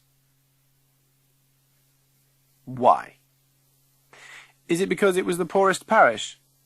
Very good, Strawberry. Yes, it was, and more people died here than anywhere else in the city. Now, you're going to get to your feet and follow me quietly to the school gate with no fuss at all, and look around the street running next to your school. Oh, this isn't a school trip to Alton Towers or Disneyland, so there's no need for wild excitement. I just want you all to look at something. We stand on the pavement outside the school railings. The afternoon's hot, sleepy. Cars are parked everywhere in the narrow street outside the saucy place. The Casbah, the Oxfam shop, and the shop selling stained glass that is made in the workshop behind. Above the shops are houses and flats, and above them more houses crowded together on the steeply rising ground. "What are we supposed to be looking at, sir?" asks Matthew. "We'll cross at the pedestrian corner crossing, then walk along the pavement by the shop till I tell you to stop." So we do. "He's flipped," I whisper to Strawberry. "Definitely due for the funny farm. There's nothing here unless we're going to have a lesson on Chinese cuisine." "Snags, I've been meaning to ask you," she whispers. "Yeah?" "Boris. He's not here, and he wasn't here yesterday." "Mitching, I expect." "Stop here," cries Sir, "and tell me what you see." "I can see a new silver Focus like the one Mum's boyfriend's just got," answers Rod. "But I like the Land Rover better." "No, Rod, not the cars. Something else. Look again." He points, and at last we see a small opening in a narrow space between two shops. There's a pattern set in a curve above a tiny stone bowl. We gather round and try to look astonished. Once, all the city water came from a spring under here. No, I don't believe it. What's this street called? Well Street. We all know that one. Well named. As early as 1221, all the city water, except from the river, was taken from here to the cathedral and the big houses in the centre. Much later, there wasn't enough, but first of all, it came from here. How? Next week we'll find out. Now, let's get back to the classroom. We drag Rod away from the cars and get back to school. Chapter 12. It's near the end of the afternoon, and I'm in the entrance hall outside the office, pinning up a notice about the next Chronicle, and thinking I'd like to ask Figgy if the Sats papers have been found yet, when there's a ring on the bell, and Figgy rushes out of the office, hair and hands going like a windmill. 3 people and a dog enter. Boris's 3-legged dog, and they are Boris and his mother and grandmother, I think. His mother has an orange and purple Mohican and is wearing a very long cloak thing over a very short skirt, and wrinkled boots. The old lady is in black, and carrying a basket full of plants, pegs, trinkets, and ribbons. Her head is wrapped in hundreds of tight grey-black plaits, round and round and round. She fixes Figgy with her black eyes and says, "Take me to the head." "Yes, of course," replies Figgy in his posh Oxford accent. "Who shall I say it is?" He's trembling. They are pretty scary, but interesting. "It's us," answered the old lady, very dignified. Off he goes. I look busy taking my notice down, as I don't want to miss this. Boris is pale, and I grin at him to show I'm right there with him, but he just twitches a bit. The dog comes and sniffs round me. He's on a long piece of string. But before Figgy can return with Mrs. Markham in tow, the door combination is worked, and phew! In bangs herself, Mrs. Summers, in full Boadicea style. She immediately fixes on the grandmother, and they both draw themselves up to their full heights, about up to Mr. Figgis's knees, and stick out their fat chests. "Who are you? What are you doing here?" she barks. "And who are you?" the old lady hisses. She's much more scary than Mrs. Summers, I think. "I am Chair of Governors." And on a cat's whiskers goes through my head, but of course I don't say it. Boris, the dog, and me slip back into a corner as battle is about to take place. And I am here to see the head about this disgusting school. The whisper suddenly grows to a roar, just as we are joined by Mrs. Markham and Figgy. The entrance hall is now crowded. I draw Boris, who brings 3 legs with him, onto the bottom stairs, which lead to Spooky Land and the haunted staff room and cloak room. We know where. "You wish to see me?" asks Mrs. Markham. But before Boris's Gran can answer, Mrs. Summers shouts, "What are persons like this doing in our school? Cluttering up the hall? Look at that dreadful dog!" she shouts. "Get it out of here!" Boris, me, and the dreadful dog retreat and go 2 further steps up, on our bums. Boris looks haunted. I'm not surprised. "Please come into my room where we can talk in peace," says Mrs. Markham. "Be careful, Mum," cries Mrs. Summers. "Who knows what these," sniff, sniff, "people are carrying with them?" Does she mean fleas, knives, AIDS, BSE, rabies, foot and mouth, bubonic plague, cholera? Yuck. I wonder. NB. Query. How many plagues do visitors bring into school? You can't keep them out with fancy locks. The old lady is ready for her. Ah, now I understand. All is revealed to me. She lifts her basket high. A roll of ribbon flutters down, and I hold back Boris from rushing to pick it up. We, my daughter Persephone and I, came to complain about the bullying that our Boris has suffered. But now I'm here, I see that it is useless to hope that we could stop this yet, for there is a curse. She lifts her other arm in the air, then waves it round. No, not the one holding the basket, and points straight at Mrs. Summers, who backs to the front door. Upon this place there was sorrow and sin here. Still is, I whisper to Boris, but for years the sin and sorrow lay quiet. But now sin and sorrow stir again, because of the evil eye. And her finger points directly at the chair of Governors Mrs. Summers, who is choking with rage. Gag, gag, gag. Mrs. Markham stays calm. I think it would be better if we discussed all this quietly in my office. No, no, no, I cannot stay here, for here are ghosts and doom all around us as we stand here. I look round nervously. That accounts for it then, I think. NB, article on gloom, doom, and ghosts in the Chronicle. That should sell a few. But the worst thing is this creature here, this chairwoman. She must go. If you don't get out of here, I'll call the police, grits Mrs. Summers through her clenched teeth, fury lifting her up on her toes. You needn't bother, cries Boris's grandma, Mystic Meg. We're leaving this unhappy, doomed place. Persephone, Boris. Boris shakes his head and clutches me, hiding his head in my shoulder as the dog tries to climb on my lap, not easy with his 3 legs. Suddenly, they're all looking at us. Oh, no! And Violet comes in. It looks like the 3 witches of Cricklepit, with Mrs. Summers, Violet, and Boris's grandmother. All having a little party, then? I was just going to tidy up for end of the afternoon. Sorry, Mum, I didn't see you were there. They're cleaning up in your classroom, Snaggle. It must be time to go home. I'm hit with an idea. My mum says Boris can come to tea, I say to his ma and grandma. We'll bring him home later. And we get the hell out of there as fast as we can, hauling the 3-legged pooch after us. Chapter 13. Did your mother really ask me to tea? Says Boris as we escape from school. I've never been asked to tea before. He's stopped trembling, but he is so scared all the time.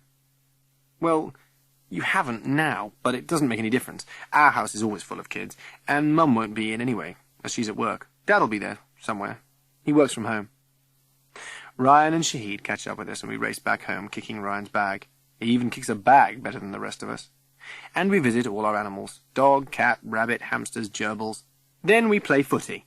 With Chris, who wears earrings and has a shaved head, Mizza, and Cameron, on the bomb site, as Dad calls it. He says someday he's going to get the garden army to bulldoze it flat and have it landscaped. In your dreams, Dad, in your dreams, grins Mizza, who plays footy better than any of us, except Ryan. Romilly joins in. Surprise, surprise. She's all teenage glam and too posh for us usually. Ryan's team wins. Boring, boring. Cameron shows them where he had his nipple pierced. He got in an awful row and lost his pocket money. "Where's your dad?" asks Ryan when we go on a grub search in the kitchen. "He always hides in his room when we're all here. Says he created a universe he can't cope with."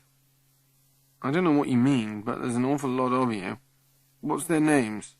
asks Boris. "Romilly, the posh git. She's horrible. Mizza and Cass are dads. Chris and Cameron are mums. They're okay. Me and Teggy are both dads and mums. We're the lucky ones, if you can call it that. You got a brother or anything?" "There's Mum and Gran, but all of us at the camp are all one family, really. Only Gran's the boss." "I can see that. I like your dog. What's he called?" "Ramses." Ramses is playing with our dog, Boxy. "Hey, that's cool." "I don't know about cool. It's that sort of gypsy name." Everybody's doing their own thing. Ryan and Cass have wandered off together, snogging, I guess. Cass is dishy. Yummy, they say. Lucy Chin, you don't stand a chance. Cass is 2 years older. And clued. Ryan really goes for her. Music's going everywhere as well. Dad appears and shouts, "Shut up there, I can't hear myself think." He goes back to his den, slamming the door. I go to take Boris to show him my room and my books, and there, sitting in the middle of the stairs, right in the way of anybody going up or down, is Teggy, talking to Mariella, and someone else, who isn't there. "Hi, Boris," Teggy says. "Meet Grandad." "Hi, Grandad," says Boris, holding out his hand and lifting it up and down, which looks silly and makes me feel very ill. Not another one. "Shut up, Teggy, and you, face-ache. Shut up yourself, gobby-mouthed, toothy-woothy wobble-gob. Grandad's talking to Boris." "Come on, Boris, take no notice of them. They're crazy. Come on." But Boris takes no notice of me. He sits down on the stairs, and for the first time since I've known him, he looks happy, talking and smiling. At last he looks round at me. I'm sitting on the stairs, waiting, trying not to listen. "Snaggle, he knows all about it, your Grandad." "Boris, my Grandad is dead." I speak slowly, to let it sink in. "But he says he knows what's wrong." "Told you," chimes Teggy. "Hold it, please. I don't want to know. Not from Grandad, anyway." And like a miracle, Dad appears. "If you want me to drive your friend, what's his name? We'll go now. I've got to go out soon. Have you done your homework?" "Oh, no. I left it in school. Sorry, Dad, all that rush in the cloakroom." "You would. Look, I'll run you and your mate home, drop you off at school, and pick you up on the way back." "Oh, yes, thank you, Dad, yes." "Goodbye, Grandad," Boris says, as I hurry him away, still smiling. "See you again." Muttering, I get Ryan away from Cass and Shahid away from the PlayStation and leap in the car. NB, never mix friends and family. It doesn't work. The stress is horrible, and it's so embarrassing. In the car, Boris bursts out with, "Grandad says—" "Please, lad, whoever you are, I've forgotten your name, I'm sorry, but you seem nice enough. Don't, whatever you do, get mixed up with Teggy and Grandad, for that is the road to madness, I tell you. I really tried to sort it out, but then I decided to leave her to it. So did Snaggle. Understand? The best thing is just to ignore her, or before we know where we are, we'll have a tent in the garden and a crystal ball." "My Gran's got a crystal ball." "Look out, Dad, you nearly hit that car." Sorry. Crystal balls upset me, that's all. Have you got your seatbelts fastened?" "Yes, Dad." "Well, can we change the conversation?" he yells. "It wasn't a ghost. It was Snaggle's Grandad. I saw him clearly. He was wearing a knitted pullover," says Boris. We touch the curb as Dad swerves again, and I scream, "Dad, look out! We're here! Oh, let me out. I'll see you kids later." Boris tries to hang on to me. "Snaggle, I must tell you. And Ryan, and Shahid. Tomorrow will do, okay?" I jump out, run to the entrance, and nearly crash into Violet just coming out of the front door. "Look out, what are you doing here?" "I forgot my bag. It's in the cloakroom." "Well, it's getting quite late. I've finished, and there's no one in school now. You're a nuisance, Snag." Seeing Violet makes me feel better. "I know, I'm the snag in your life." She looks at me blankly. "Sorry, my little joke," I mutter. "Look, I've got my old man's supper to get, and he turns moody if it isn't ready for him. Cyril needs a lot of supper." "I've seen him. He's ginormous." "Yeah, well, what I'm saying is I'm off. I'll fix the door. Just pull it shut behind you when you come out. Leave it open, please. I don't want to get shut in. It'll be all right. I'll leave it a little way open. Then you pull it to when you go. See you, Snaggle. I shoot to the cloakroom, whistling. There's my bag. I check inside. The homework's there. No problem. I'll let myself out and wait for Dad. Easy peasy. And there's masses of evening left to get my homework done. Back to the entrance hall. The front door is shut. I stop whistling. The fat, thick silence blankets around me, smothering me. That silence. I can almost touch it. And then into that silence burrows the brr brr brr of the pneumatic drill, and I remember I haven't heard it for the last couple of days. Till now. Till now. Deep breath. And again, like Cass has shown me when she plays her saxophone. I couldn't make the wind sound like she does, but while I was still trying, she taught me to breathe. Like athletes, she says, and it also stops panic attacks. Panic. Panic. I breathe slowly in and out while the silence seizes and crushes me. Breathe in, breathe out. Again. Now, try the door. I go to try the door. It won't open. I try again.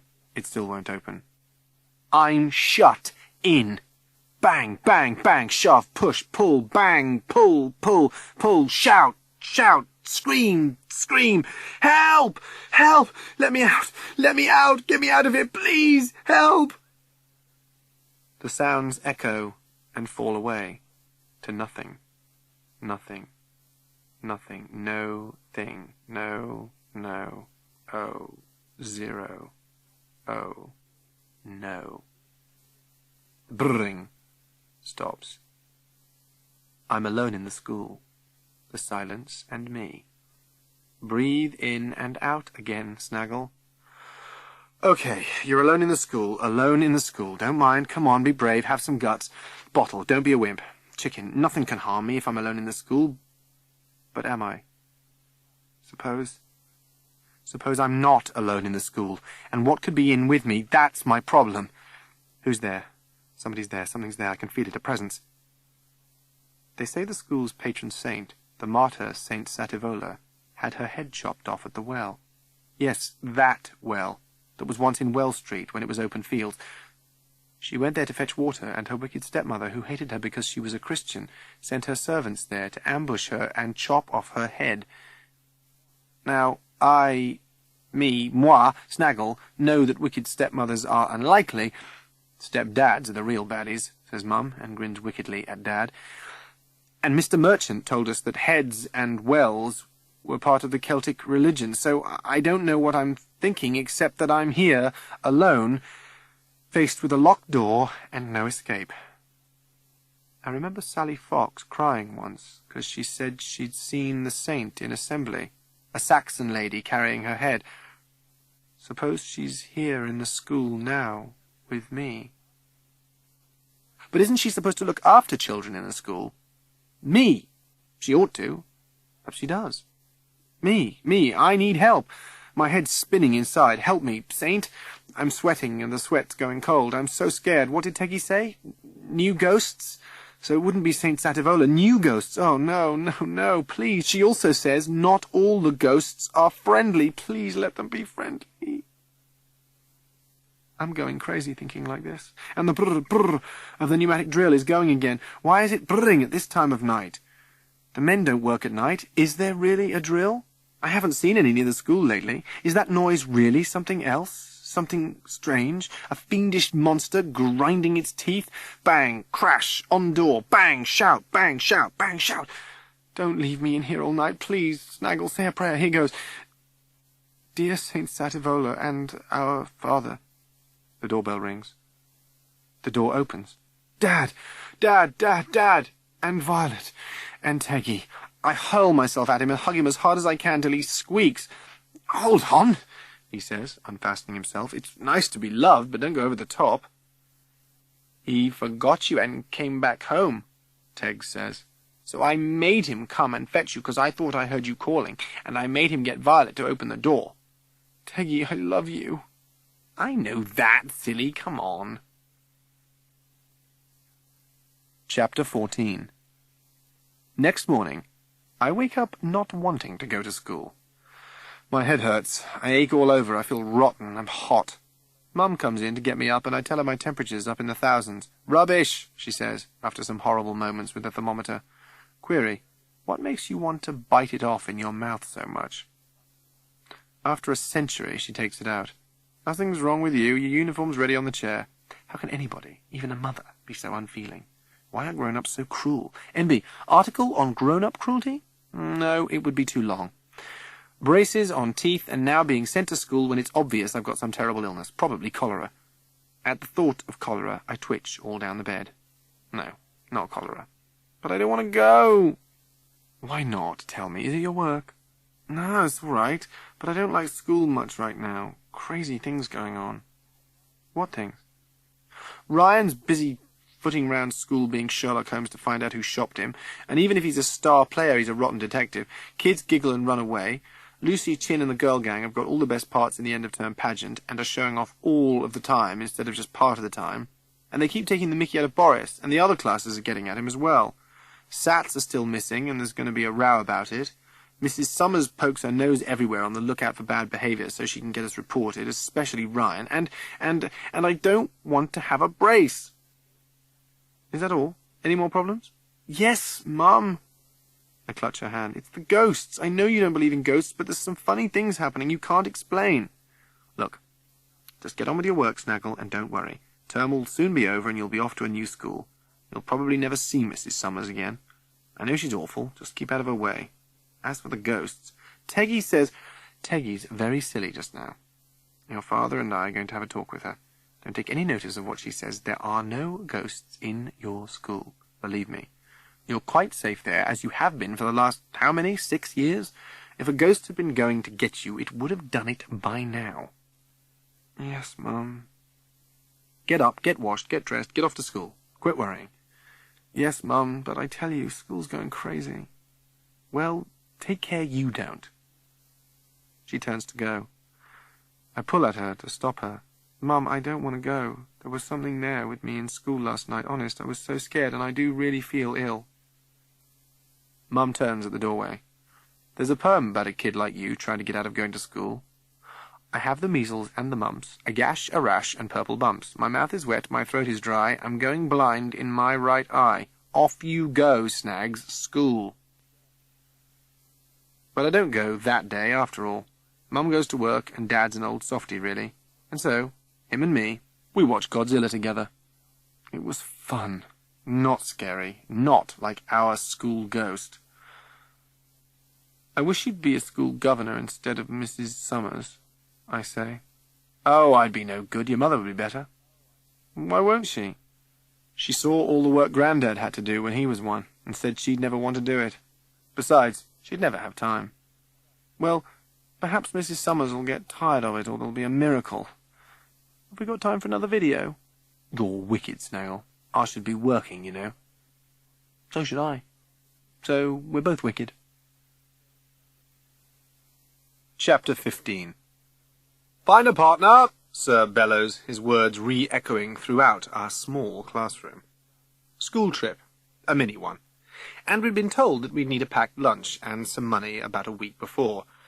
Of course, some of the dimwits in my class have forgotten both, so they've got an absolutely gross school packed lunch. Half a mouldy sandwich, a rotten apple, and a gone-off flapjack. And are given a tiny handout from school funds. Lucy Chin is choosing from a queue. Boris keeps trying to grab me to talk about Grandad, which I do not want to do. No, no, no! So I team up with Shahid and talk very fast about nothing to him. NB, anything to do with my family is embarrassing. And I'm keeping quiet about how scared I was in school. Mr. Merchant was vague in class about where we're going. He and Miss Beatty and Penny Farthing are coming too. I wonder which one he'll partner. Beatty is prettier, but Penny is more appealing. He walks between the pair of them. Coward. No fancy shoes today, he said earlier. It may be mucky. When I heard that, I'd perked up. That inspires me. So where? A bog pond? A railway station? An ancient house? A muddy graveyard? But no. Uptown we go. We're here. Already? Underground passages. I can hear Lucy talking loudly with the new upmarket voice she's taken to using lately. Yuck, yuck, and double yuck. Down a rusty iron staircase we go into a bright room with displays all over the walls, some about cholera. I read that the underground passages have been here since Roman times. Find a document on the wall. Our saint. Her story. Caw, as the crow said to the blackbird. I knew some of it anyway. They'd tell it us in school, but I waded through it to check. The story of the life of the saint has been preserved in the cathedral for 500 years, but is clearly based on earlier material. It tells how a rich noble by name Bonia, a Christian who lived outside the city of Exeter, had 1 son and 4 daughters. The eldest daughter, Satyvola, was a Christian, renowned for her beauty of form and blamelessness of behaviour. After the death of her mother, she incurred the enmity of her stepmother, who was a pagan. This stepmother induced the serfs who were mowing the meadows to the east of the city to set upon Satyvola as she came down to bring them their food. Thus she was slain with a scythe, and where her head fell, there gushed out a most sparkling spring. The date of her martyrdom is said to be AD 740. Some students would see in this story a much earlier legend connected with the corn spirit, and in all probability the fame of this spring dates back to before the coming of the Romans. It is sufficient for our purpose, however, to show that it must have been a well-famed spring in very early times. Water from this spring flowed through the underground passages to the cathedral and the city. Wow. We walked down the rickety iron staircase and into another room with displays all over the brick walls. I read all of them. They keep mentioning cholera. We watch a video of the passages, and then, "Please follow me," says the guide, who's wearing a name tag, saying Tracy. We troop into another room with hard hats hanging up in rows, and we each have to put one on. At last we're ready for off. We twist and turn down stone steps into the stone passages where once the city water flowed. It's dark, just a few dimly lit lights scattered here and there, and it's got a spooky, mysterious atmosphere, as if bad things had once happened there. NB, good copy here. "Ew, I saw a rat!" shrieks Lucy, wrinkling her nose in distress. The girl gang all shriek. "It's only a stone," says the guide. "See?" "Pass me a sick bag," I whisper to Shahid. Strawberry giggles next to us. Once she starts giggling, she can't stop. I hit her gently to make her shut up as the tour guide. Tracy is giving us evil looks. "Shh, listen," I hiss, trying to concentrate on what she's saying. "We will now turn out the light so you can see what it would have been like for the people in the olden times." Click. Everything goes black.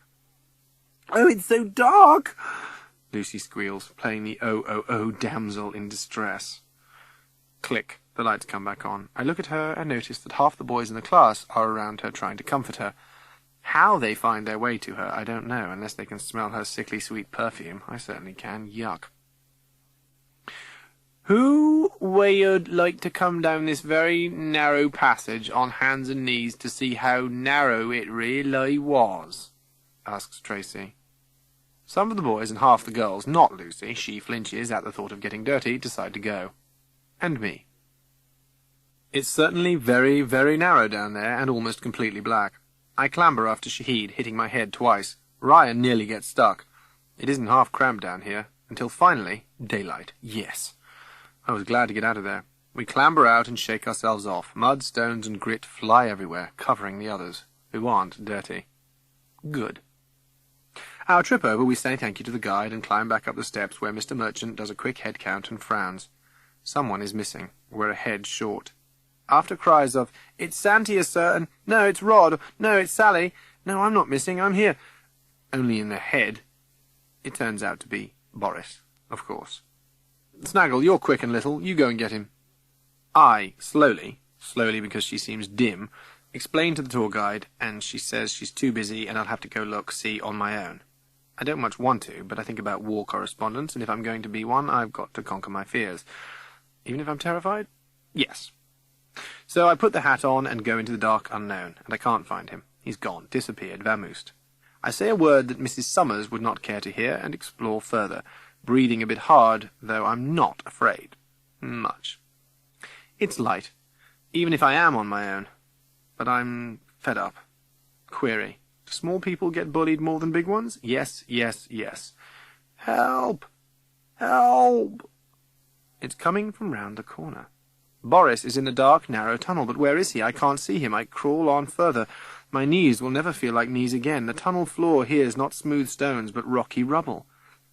I crawl on and on until I touch something hard and solid. Ah!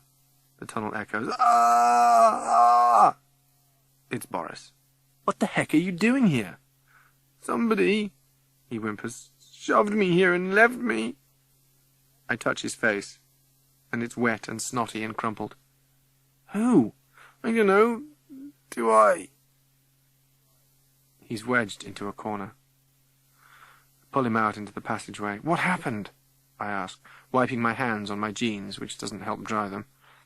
Some kids put a hand over my eyes and my mouth and pushed me in here. I banged my head and I couldn't call out for a minute, and by then you'd all gone and left me, but I thought you would come for me, Snaggle. Or Ryan. But he's too big. And I was scared a ghost might get me first. There's ghosts everywhere, Snaggle, I must tell you. He sobs and sniffles and gulps. Oh, come on. I grab his cold hand and pull him through the passageway until we reach daylight, where they're singing, Why are we waiting? We are suffocating. Why are we waiting? Oh, why, oh, why? Okay, so we're a bit bored, are we? Well, I hope the kids who did that to Boris are very, very bored, and worse. And if they don't stop bullying, I'll name and shame them in the Chronicle. Boris is pulling at my sleeve, trying to tell me something, but I'm not listening. Suddenly it pours down with rain, so we hurtle back to school to eat our lunches, just as... Chapter 16. Dad is storming through the school gates. His face is like a black hole in the universe, and he's dragging Teggy along so fast she can hardly keep her little fat feet on the ground, and she's crying. Teggy, who hardly ever cries. I rush over. What's up? What's the matter? Dad, Teggs? Dad takes absolutely no notice, just slams Teggy into the car and drives off, leaving me gobsmacked, Teggy's face gazing pitifully after me out of the window, mouth turned down. I grab at Sir's sleeve. What is it? What's happened? What's Teggy done? Sir, what's it all about? I'm sure everything's all right, but I'll get Penny here to find out for you. Teggy never cries. Dad never gets in a temper. Mum does, not Dad. It'll be Mrs. Summers, I bet. Can I go home to find out, please, sir? No, that's not a good idea. Just wait here in the entrance hall while Penny finds out. It's probably nothing serious. Strawberry waits with me, 'cause that's what Strawberry does. I'm worried sick. Someone's died, had an accident. I shriek at her. No, they haven't. Teggy's just been naughty, that's all. Penny's taking ages. A small figure creeps in to join us in the entrance hall. Mariella, what's going on? What's up? Tell me. Mariella looks round cautiously, fingers on lips. I'm not supposed to be here. I got into trouble as well. But Mrs. Markham thought it was really all Teggy, so she let the rest of us go. She was dead angry. You should have seen her, Snaggle. I've never seen her angry before. She took Teggy away. She took a deep breath. And then I think they phoned your dad. I think she'll be excluded? I finished for her. No, not Teggy, surely. Anyway, what has she done? Kicked a teacher? Murdered somebody? Get on with it, Mariella. You know that alphabet board game? Alphabet board game? Are you crazy? Stop shaking me, Snaggle, or I shan't tell you. Sorry, what alphabet board game? You put the alphabet letters all round the table and a yes and a no. And then you turn a glass upside down and you all sit round and put your fingers on the glass and a spirit comes and pushes it round and round. Sometimes it whizzes ever and ever so fast, Snaggle, and it tells you what you want to know. Teggy got your granddad to be the spirit. Oh, no! I shriek. Shh! Strawberry pats me gently. It's only a game. No, it's not. She's been using a Ouija board. It's no game. That's it, Snaggle. That's the name. And it tells you what's going to happen. Teggy asked about all the happenings here, and the glass went whizzes, whizzes, whizzes all around the table, so we could hardly keep our fingers on it. Ghosts, it's spelled. I thought it was spelled Gostes. Then she asked if it was the saint. Our school saint? Yes, but it wasn't. Cholera ghosts, it said. Whizzes, whizzes. Cholera ghosts seemed to make it very cross and whizzy. Penny comes in and is going to say something, but listens to Mariella instead. Boris slides in behind her. Tell us some more, please, Grandad, Teggy says, and whiz. Grandad says cholera and water. Cholera and water what? Says Teggy. In school, whiz. Oh no. I'm trying to tell you, Snaggle, whispers Boris, but you wouldn't listen to me. And then Mrs. Markham walked in, and everything blew up. Tears flow down Mariella's face. We're naughty, Snaggle. Strawberry, we're really wicked, she sobs. Penny takes her hand. Come on, Mariella, that's enough now, and you'd all better get along to your classrooms. I think Mrs. Markham will be having a word with you. Teggy's safe at home, Snaggle, and your father and mother will be talking to you as well.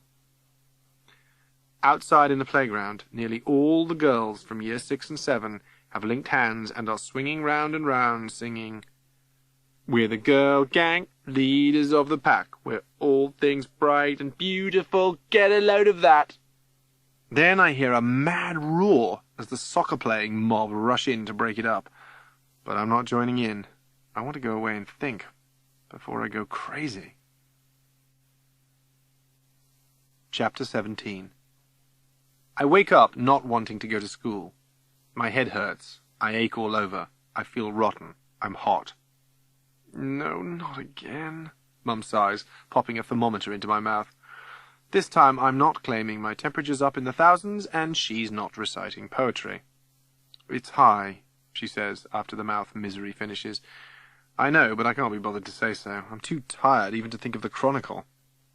She draws back the curtains she drew open when she came in, and tells me to go back to sleep. So I do.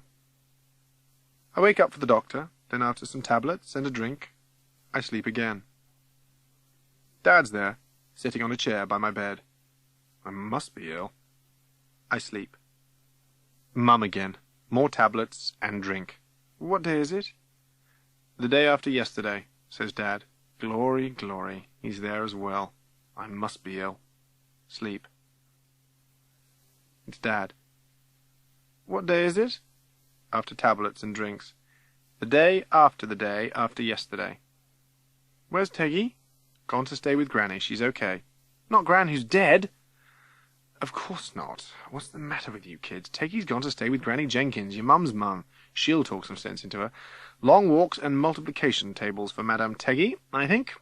Oh, don't get upset. Teggy's fine. What Cass? Not yet. You might be infectious. What's up with me? Some sort of virus, which means they don't know. You've got to rest. Then you'll be okay, the doctor says. It's not cholera. Of course it's not cholera. Oh, sorry. I didn't mean to shout. No. There's something going round school, and a lot of children and teachers are absent. What are you crying for? I'm not crying. But the old gypsy said... Snaggle, I'm fond of you. I like you as well, and better than some of this family that somehow happened to me, but I don't want to hear anything more about ghosts, cholera, Grandad, old gypsy ladies. You understand, Snaggle?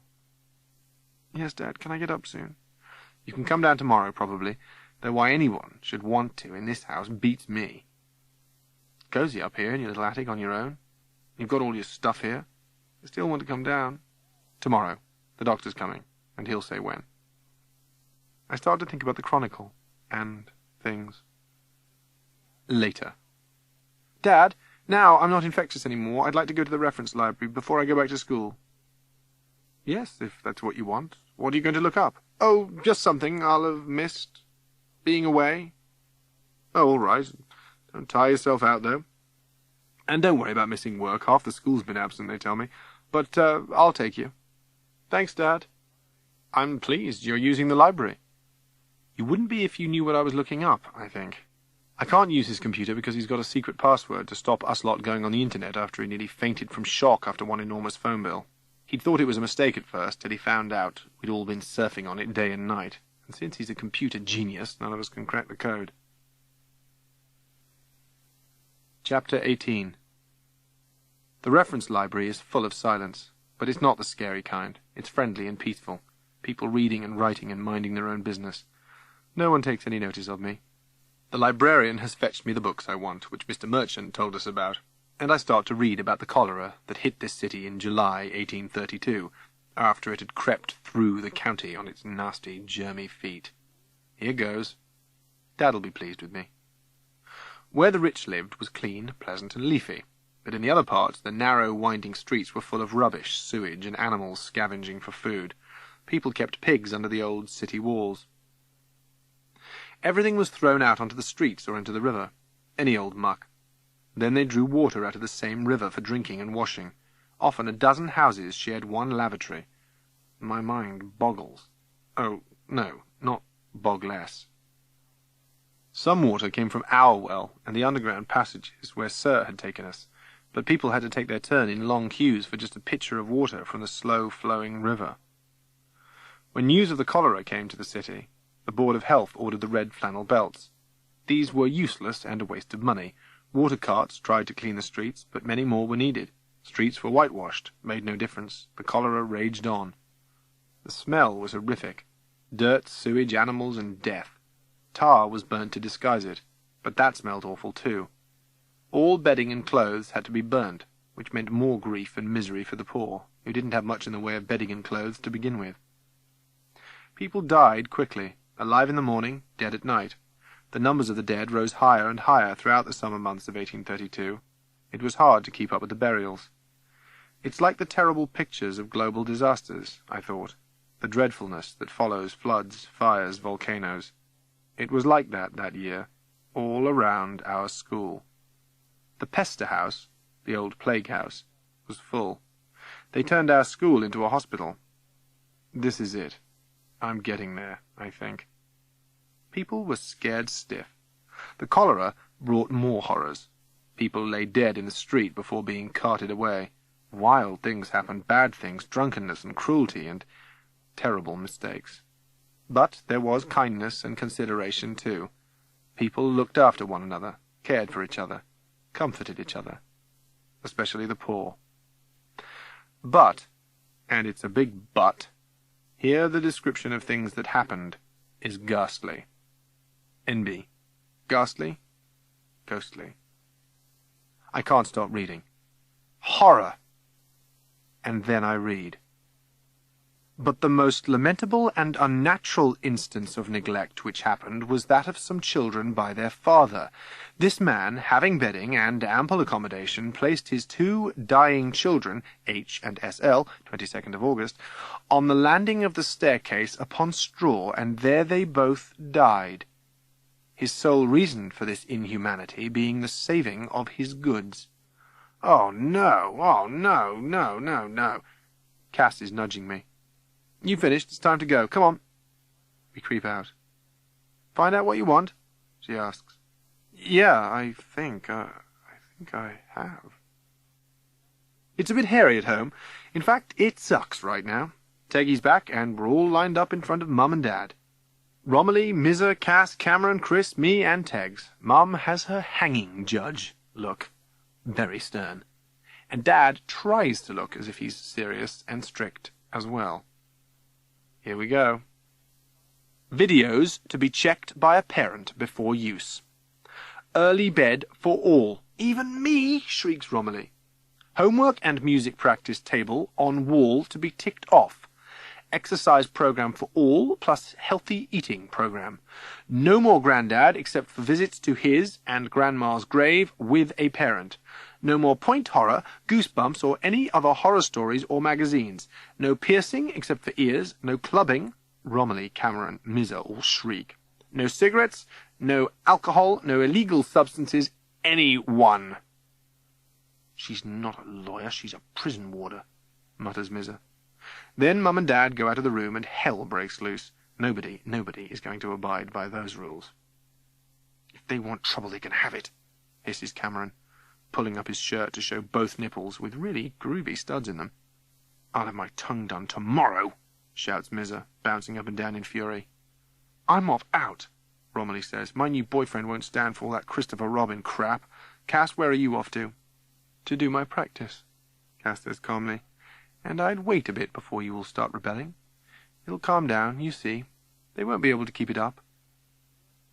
And it's Teggy's fault, Mizza swings round on her. "You started this lot, you and your precious grandad." Teggy thins her mouth, slits her eyes, then kicks Mizza hard on the shin.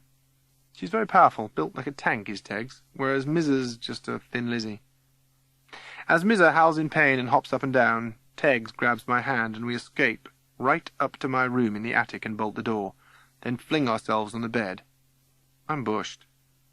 At last I say, "These ghosts of yours, are they 2 children, Teggs?" "Yeah, of course. They got shut out of their house by their dad when they got cholera. That's why there's all the doors that won't open, and they died unhappily. Later their bodies were brought to school, or they tried to get in there and died because the plague was so bad. Then it was a sort of hospital. I think they were somewhere near the staff room. That's what Grandad says anyway. Makes sense." "What sort of sense? Mad, crazy sense." "But aren't you scared?" "No. What's to be scared of? I'm Teggy. They're them." "But you must tell Mrs. Markham. It fits what I read in a cholera book in the library. Or tell somebody, some people." "I do, all the time. They don't listen." "No." "Shall I tell them?" "They won't listen to you either." "But we've got to help them and stop the happenings." "Grandad'll tell me when it's time." "Teggs, your name should be Cass, short for Cassandra." "But I'm Tegwin Maddie Watson. Cass is Cassandra. Who was she, anyway?" "She told people what would happen." "And what did happen?" "All sorts, but nobody believed her either. Don't worry, Snaggle. I've got chewing gum in my pocket. Have a bit. It's a bit old. Okay?" So we lie on the bed and chew, and at last I fall asleep. Chapter 19. Home's grim, so I'm glad to be back at school. I want to see Shahid and Strawberry and talk about the Chronicle again. They've been ill, too. So's half the school. The mystery illness nearly closed it, but at least it wasn't cholera. Speaking of cholera, I want to talk to Sir about it. I'm looking for him when what I find, round the corner, pushed against a wall, is Boris, almost crying. Again. The girl gang is there too, but watching this time. And Matthew Ernest and Rod Stringer. Watching, not doing anything, while kids from the other class in our year shove round Boris, waiting for one of them to begin what they've all got in mind. "He started it! We didn't have ghosts and plagues here before. It all came with him. Why should we have him here in our school? We don't want to have him here," said Barry Morse, a troublemaker and the ringleader. "He doesn't belong here. Out, out, out! He's filthy. Get him out. Fleas bring disease, and Boris has fleas. Out, out, out! Stop it!" I yell. "Boris, I'm here. Boris!" He looks up. He's not crying, but he is so scared. Poor Boris, he's full of fear. I can feel it. His fear. "I'll get a teacher, Boris. Hang on." Strawberry runs up beside me. "You horrible lot!" she screams. "Leave him alone. He's done nothing to you." "What's it to you? Get lost or you'll get it too." Shahid joins me, and Strawberry, but more kids make a ring round us so we can't break out. "Nosy Parker! Snaggle Waggle! Bossy Wossy!" voices shriek. "Lucy!" yells Strawberry. "Fetch, sir!" "Out! Out! Out!" The first stone hits Boris. Tears stream down his face. This can't be happening, not here. "Stop it!" I'm shouting. "You can't. Go and write it in your chronic rubbish nobody reads." "Sally! Sally, get Sir!" "I daren't," cries Sally. "They won't let me." Half the school's here. Have they gone mad? And round the corner strolls Ryan, idly swinging the baseball bat that's in his hand. He doesn't say anything. Never did say much, Ryan. The noise drops. Everyone's watching him. After a minute, he calls, "Snaggle! Shahid! Strawberry!" Kids in the ring drop arms to let us through. "Sally, fetch Sir, eh?" Someone yells, "Out! Out!" Ryan swings the bat, then points it towards him, and he stops just as Sally shoots away and the girl gang starts up. "Ryan's the greatest, Ryan's king, Ryan's the latest, come on sing." But Barry Morse isn't giving up the fun so easily. "I'm still getting you, Jippo," and picks up another stone. Ryan shoves out his left foot, tripping him up, and Boris runs towards us just as... "I knew it! Causing trouble again!" The minute I saw this mob, I knew you'd be in the middle of it, you wicked boy. I'll get you this time, Tyler. You'll be excluded, all right, and I'll send a report to your next school. It's my duty to let them know what they're getting. Come on, all of you. Run away and play. Don't let Ryan Tyler lead you into bad behaviour. At this school, we'll keep up standards of excellence. Mrs. Summers has, of course, arrived. But it wasn't Ryan, I begin. Who? Be quiet. You've always got too much to say for yourself, like that mother of yours. She's always had a big idea of herself and too much to say. I open my mouth, then close it again. What's the use? She'll never listen. And Sir is running here with Sally, and he will. And he does. Chapter 20. Next day, all the top year is brought into the hall, where Mrs. Markham talks to us about bullying. Everyone stands silent and meek, trying to look as if they never did anything wrong, ever. I've tried to talk to Sir, but he's busy working out who actually started the row, and when I do catch him, he's rushing off to a meeting, and says he'll see me later. But he doesn't, of course. Oh, no. He goes down with a mystery illness that isn't cholera, and stays at home. I don't feel like talking to anyone else, because when I'm not with Teggy, it all sounds like rubbish. What is there, after all? 2 raggedy figures, possibly seen when a car is trashed, doors that won't open, me being scared in the teacher's loo and after school, that could be just my imagination, the cholera account in the reference library, missing Sat's papers, mystery illness, which everyone says is caused by a virus, Grandad, Teggy, and Boris's gran prophesying. They're mad anyway. Not much, is it? Can't go to Mrs. Markham with that. She's like Mum. Get on with your work and don't worry. Have an early night and get plenty of sleep. I start to say all this to Shahid and Ryan and Strawberry. It's imagination and coincidence, shrugs Shahid, looking clever and snooty. Crap, says Ryan, walks off for a cricket practice. That leaves Strawberry. You're right, of course, she says. I think the school's haunted. But she always agrees with nearly everybody to keep them happy. But Teggy says it's always been haunted, so what's the difference now? I don't know. Neither do I say to myself. Forget it, Snaggle. Cricklepit Fair Day is on the way. Sir, and nearly everyone else, returns to school. And it's Cricklepit Fair and pageant time. When half the school went down with the mystery virus, it was nearly cancelled. But now we're all getting ready for Saturday, the great Cricklepit Fair Day. It's an all-day do, starting at 10 in the morning and going on till 10 at night. Bands and singers from far and wide, craft stalls, paint workshops, face painting, a bouncy castle, puppet making, greasy poles, storytelling, coordinated chaos, burger stalls, sweet stalls, ice cream, jewellery, knitwear, archery, white elephant, fortune telling. 10 bands, including Cricklepit's own, Japanese drums, South American samba, indie, rock and punk, African sing-alongs, refreshments and a bar, and to finish, an all-in disco to dance the night away. In the middle of all this, at 3 o'clock, the celebrations will pause, and we'll perform our pageant, Cricklepit Through the Ages. This means walking through the streets, the playground, the school, and all the stalls, games and bands, and ending up in the school hall, led by Lucy Chin as Saint Sativola. The procession also includes Ryan, Shahid, Matthew, Rod, and Boris as Saxons and Vikings. Shahid's wearing white makeup and a blonde wig, and he's left off his specs so he can't see much. Teggy and Mariella are little Victorian maidens, rich and healthy, not poor and dying of cholera, scattering rose petals. And nearly everybody's something, except for me. They got me to write the pageant play, so I'm hidden with the script as it gets going on the hall stage, with the school flautists and violinists playing the music. All the other activities take a break here, and lots of people come into the hall to watch the story of Saint Sativola, dated from about AD 740. I didn't much want to write this pageant, as Lucy Chin was going to be the saint, but they said I didn't have to be in it if I wrote it, so I had a bash. It was the story I read in the underground passages.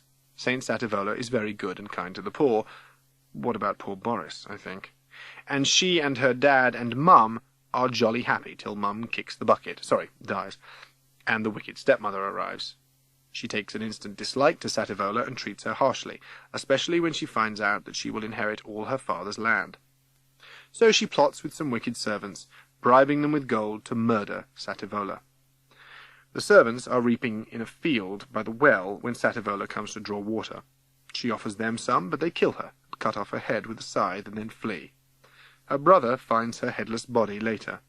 This was quite hard to stage, but Penny Farthing's very clever. Later she is recognized as a saint, and the church is named after her. Query: is this Chronicle material? Doubt it. And still she haunts our school, according to Teggy, Sally Fox, and various other people. I peep through the curtains while the play is going on, and I can see Mrs. Summers wearing a huge hat with flowers on it and a long floaty dress all hung about with jewels, next to Mrs. Markham in jeans and a t-shirt with Cricklepit School printed on it. The mayor's there, and the vicar, and Mum and Dad, oh, and everyone. But not Romilly and Co. They're at their own schools. The play is nearly over, and they're getting ready to do their Through the Ages parade again, and I'm taking a break, because it wasn't too ghastly, even if it had got the chinny wonder in it, and I looked through the window behind the curtains. It's getting very dark. Maybe a thunderstorm with an enormous grey cloud hovering over Cricklepit School. But you can see the car park, and there's Rod, dressed as a Viking, fiddling with the door of a new silver beetle. What's he up to? He's supposed to be with us. And I know his brother's got a new car, but I'm sure it's not a beetle. Large drops of rain begin to fall, and I watch him move away and slip in through the stage door at the back when I'm called. "Author! Author! Come and take a bow!" So I go forward and bow, feeling like a prat, and I hear Mrs. Markham say, "I hope it doesn't rain on us all." "Oh, no!" exclaims Mrs. Summers loudly. "The sun always shines on our school." At that moment an enormous sword of lightning splits the sky, and black clouds rush together, blotting out the sun, blue skies, the lot, and down falls the rain. And it's not just ordinary rain, it's a torrent, a cascade, a flood, steel rods of rain, a deluge, crashing thunder and laser lightning battling overhead. It's terrifying, and people are screaming. Boris's grandmother suddenly appears at the doorway, a black figure in a black cloak, her black eyes gleaming. "Until the cruelty stops, until the end of pain, doors will not open, waters will rise again," she cries. Then she lifts up her arms, just as well she's not holding the peg basket this time, and points her finger at the school. Then she turns and glides away over the water. "We're all going to die!" screams Sally Fox. Chapter 21. The new head teacher, Mrs. Markham, stands on a table on the hall platform shouting instructions into a megaphone through the open doors to all corners of the school, which looks as if it's going to sink like the Titanic under the weight of water pouring down from the roof, flowing in through the windows, spouting up through the drains. The playground's a river rushing over the asphalt, swirling round the trees and the cars in the car park, to the field and the stalls and the games, the bouncy castle and all the gear for the Cricklepit Fair, on its way through the town, down to the river, and out to sea. In the middle of the chaos is Violet the caretaker, legs wide apart, hair purple as the thunderclouds rolling above the school explode out into thunder and jagged lightning, so the noise and the weird lights are nightmare country, strobe land. She's working like 10 people, sweeping the water out of the school doors.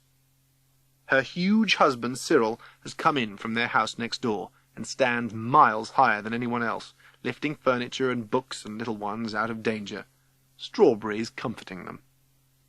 And the hall is crowded with kids all dressed up for the pageant, and their parents and teachers, laughing, yelling, splashing, crying. Wham! Sploosh! Swoosh! The storm came so fast out of nowhere that no one had time to get ready for it. Bands and stall holders and teachers are frantically hauling equipment to safety. "Get a boat!" somebody yells. "Yeah, a lifeboat," Ryan shouts. "That's what we need." Mrs. Summers, the chair of governors, splashes like a great walrus towards us, holding onto her hat. She can hardly move in her drenched long dress.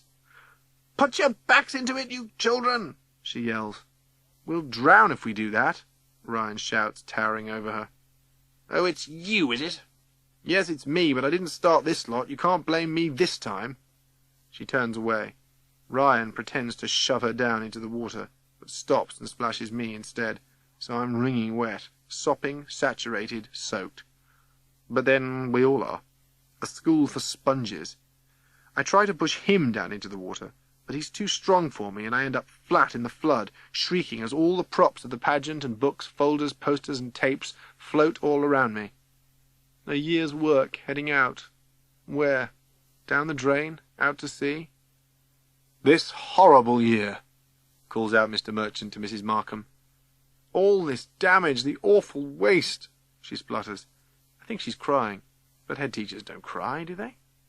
And it's hard to tell as a torrent of extra-high water surges past us, on and on through our school, carrying shields, helmets, cloaks, and swords.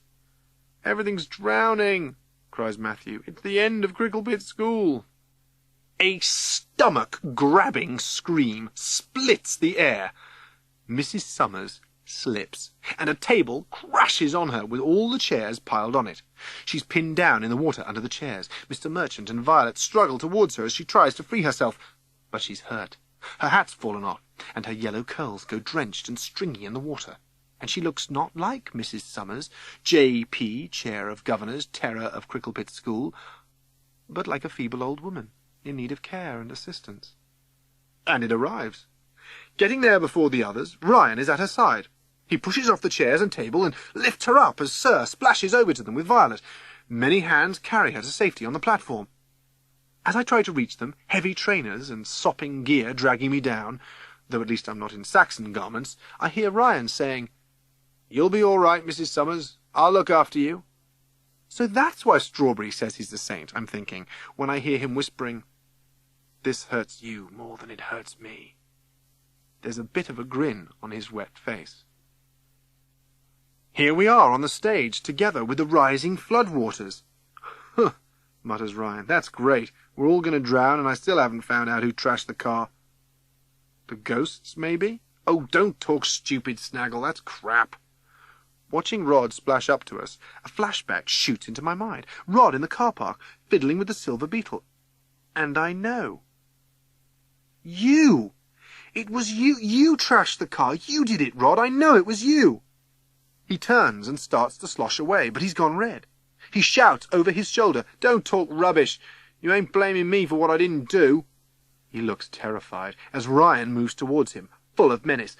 Ryan's just about the scariest kid I know. "I bet it was you.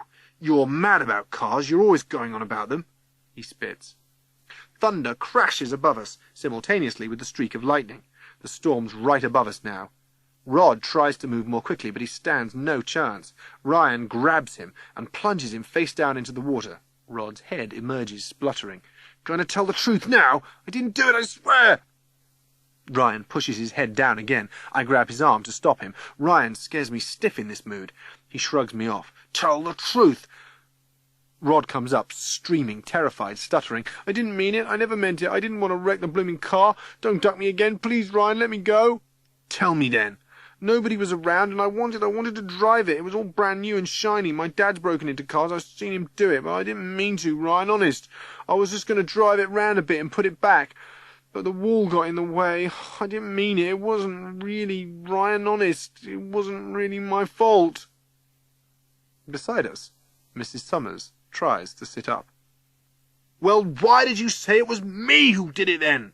roars Ryan, seizing him again and holding him under water, longer this time. Bubbles come to the surface. Rod struggles uselessly. "Watch out! Don't drown him! Stop it, you idiot! Stop it, Ryan!" Somehow the doors have jammed and won't open. And still the water pours in. People are battering at the doors and climbing up the wall bars to try and open the windows, but the hall is shut tight. Everyone's yelling, giving orders, panic setting in. Above the din, Ryan is shouting, "I'm gonna kill him, vandal, sneak," and hitting Rod. "Stop!"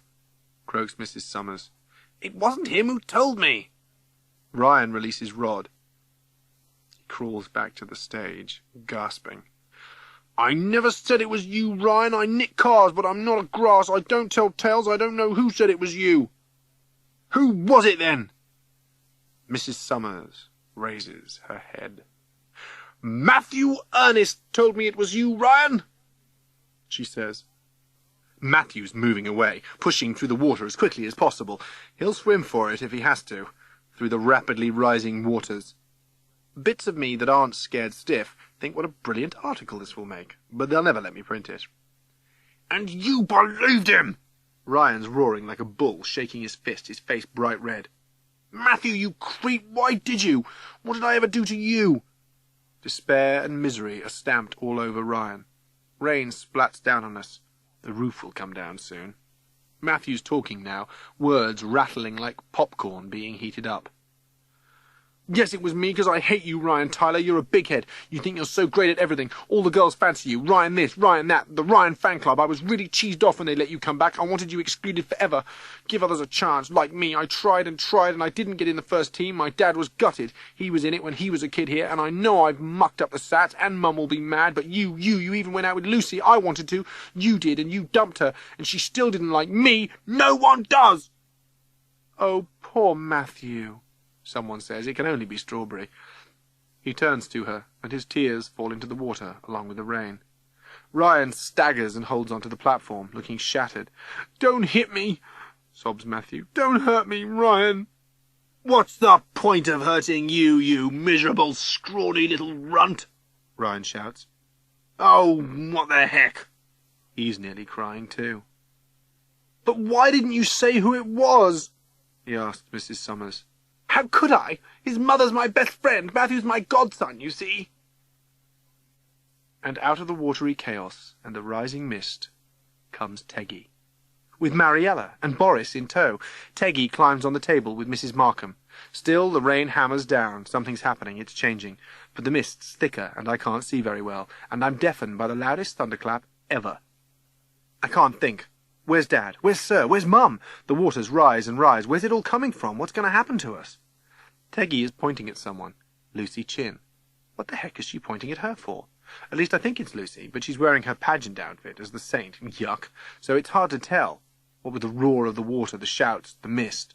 I can see Mrs. Summers holding Ryan's hand. She seems to be saying sorry, but I'm probably just going crazy.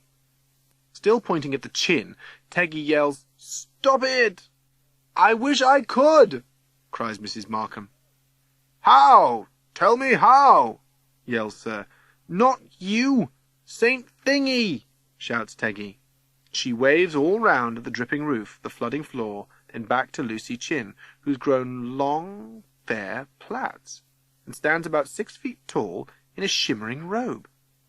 The mist round her head is turning gold, as if the sun's shining through it. "Tell them to stop it now! There's no need any more! They're found! They're safe!" And there's silence. Teggy turns to me. "It's over, Snaggle. They'll go now. The children, it's all over." In the silence, the school bell, once rung by Ryan Tyler's cousin, rings out loud and clear. Outside, sirens wail. Doors are flung open. Water washes away down the field and playground. I hold out my hands. No rain drops on them. It's stopped. Fire engines, ambulances, police, firemen, everyone from everywhere, it seems, helping people to safety. Mrs. Summers lets go of Ryan's hand as she's carried away on a stretcher. It's over, whatever it was. Flash flood, cloudburst, Cricklepit School's own storm, all gone, finished. And oh, I'm so knackered and soaked. But Violet's husband, Cyril, shouts down, from where he's lifting a kid from a very high cupboard. "I've found them. They were here all the time, I remember now. I put them up here to be safe when we were having that special clean-up after the office door kept sticking. They're safe, Vi. High and dry in a polythene folder. It's them sats." Sir's talking to Lucy Chin, who looks her ordinary yuck self, only more so, being very wet. "You all right? You looked a bit strange just now." "I felt strange. I'm okay now, but I felt peculiar, as if I wasn't here, as if I was someone else. It was that Teggy Watson pointing at me. I never did like her, and I don't feel very well. I want Mummy. Where's she got to? Mummy, Mummy!" "Lucy, Lucy, Lucy, my darling baby, I'm here. You're all right now. What did they do to you? Come to Mummy, Lucy." Our mother is also embracing Teggy and me, which she doesn't do very often, and I find it embarrassing, but Teggy clings to her and sobs. "What's the matter?" Seems to me like you sorted it out, Teggs. Grandad's gone. Went with the children. Said he'd done what he'd got to do. Something about being a governor, and he was knackered, so he was off, and I shall miss him. For once, my mother doesn't say a thing. Just hugs her tight. Mrs. Markham, ma'am? The chief fireman says. Yes? 2 small skeletons have been washed up in the gully and drain under the old staff room. We'd like you to come and look at them. The last Cricklepit Chronicle. The eyes, the ears, the voice of the school. Editor, Snaggletooth Watson. Assistant editor, Shahid Malik. Reporter, Strawberry Rainbird. Special edition. So this is it, folks. The last Chronicle. Hope you enjoyed reading it. Clearing up after the flood, Mr. Merchant has asked for volunteers to help in the school holiday under the leadership of Mrs. Jefferson Smythe. A short service was held for the burial of the children's skeletons discovered in the recent flood. At school, a memorial plaque will be mounted on the wall, near where they were found. The school bell has been mended, and it is to be rehung, and the school roof mended. Awards. Shahid Malik, Maths. Snaggle Watson, Computer Studies. Strawberry Rainbird, English. Lucy Chin, Dance. Tasha Santini, Music. Santia Bliss, Languages. Boris Ladislaw, Greatest Progress in Maths and Literacy. Ryan Tyler, Games and Athletics. Ryan is to be congratulated on obtaining a place at a famous football academy. We wish all who are leaving the best of luck in their new schools. Gossip. Mrs. Summers, J.P., has resigned as governor. Her place is to be taken by Mr. B. Watson. Mr. Merchant's book, An Account of the Cholera Epidemic of 1832, is to be published by Sackcloth and Ashes on September 9th. Mr. Armstrong, P.E. teacher, and Miss P. Farthing are to be married on August 20th. We wish them tons of happiness. Anyone who turns up is welcome, says Penny. A stray black cat has taken up residence in the school and is to be called Lucky. It is already dealing with the mice, which Gary Corby, a former pupil, introduced into the school. Mr. Steve Stringer, Rod's father, has won £1.5 million on the lottery, and the family is moving to a new town, name not known. So far, he's bought a Ferrari, a Porsche, and an Aston Martin for starters. Goodbye then, Rod. And it's also goodbye to Boris and Matthew. End of term disco. A fantastic time was had by all. Dates, dumping, and weeping from all leavers. This is the last Chronicle. We tried to bring you the news. We tried to tell you the truth. It's up to you, kids, to decide if the school was haunted. Goodbye from Snaggletooth Watson, Strawberry Rainbird, Shahid Malik. That was Snaggletooths Mystery by Jean Kemp. Read by Dominic Taylor. We do hope you have enjoyed listening to this Chivers Children's audiobook. For details of other children's recordings, please contact us and we'll be delighted to send you a catalogue listing all our titles, as well as information about our most recent releases. Our telephone number and address can be found on the box cover or catalogue.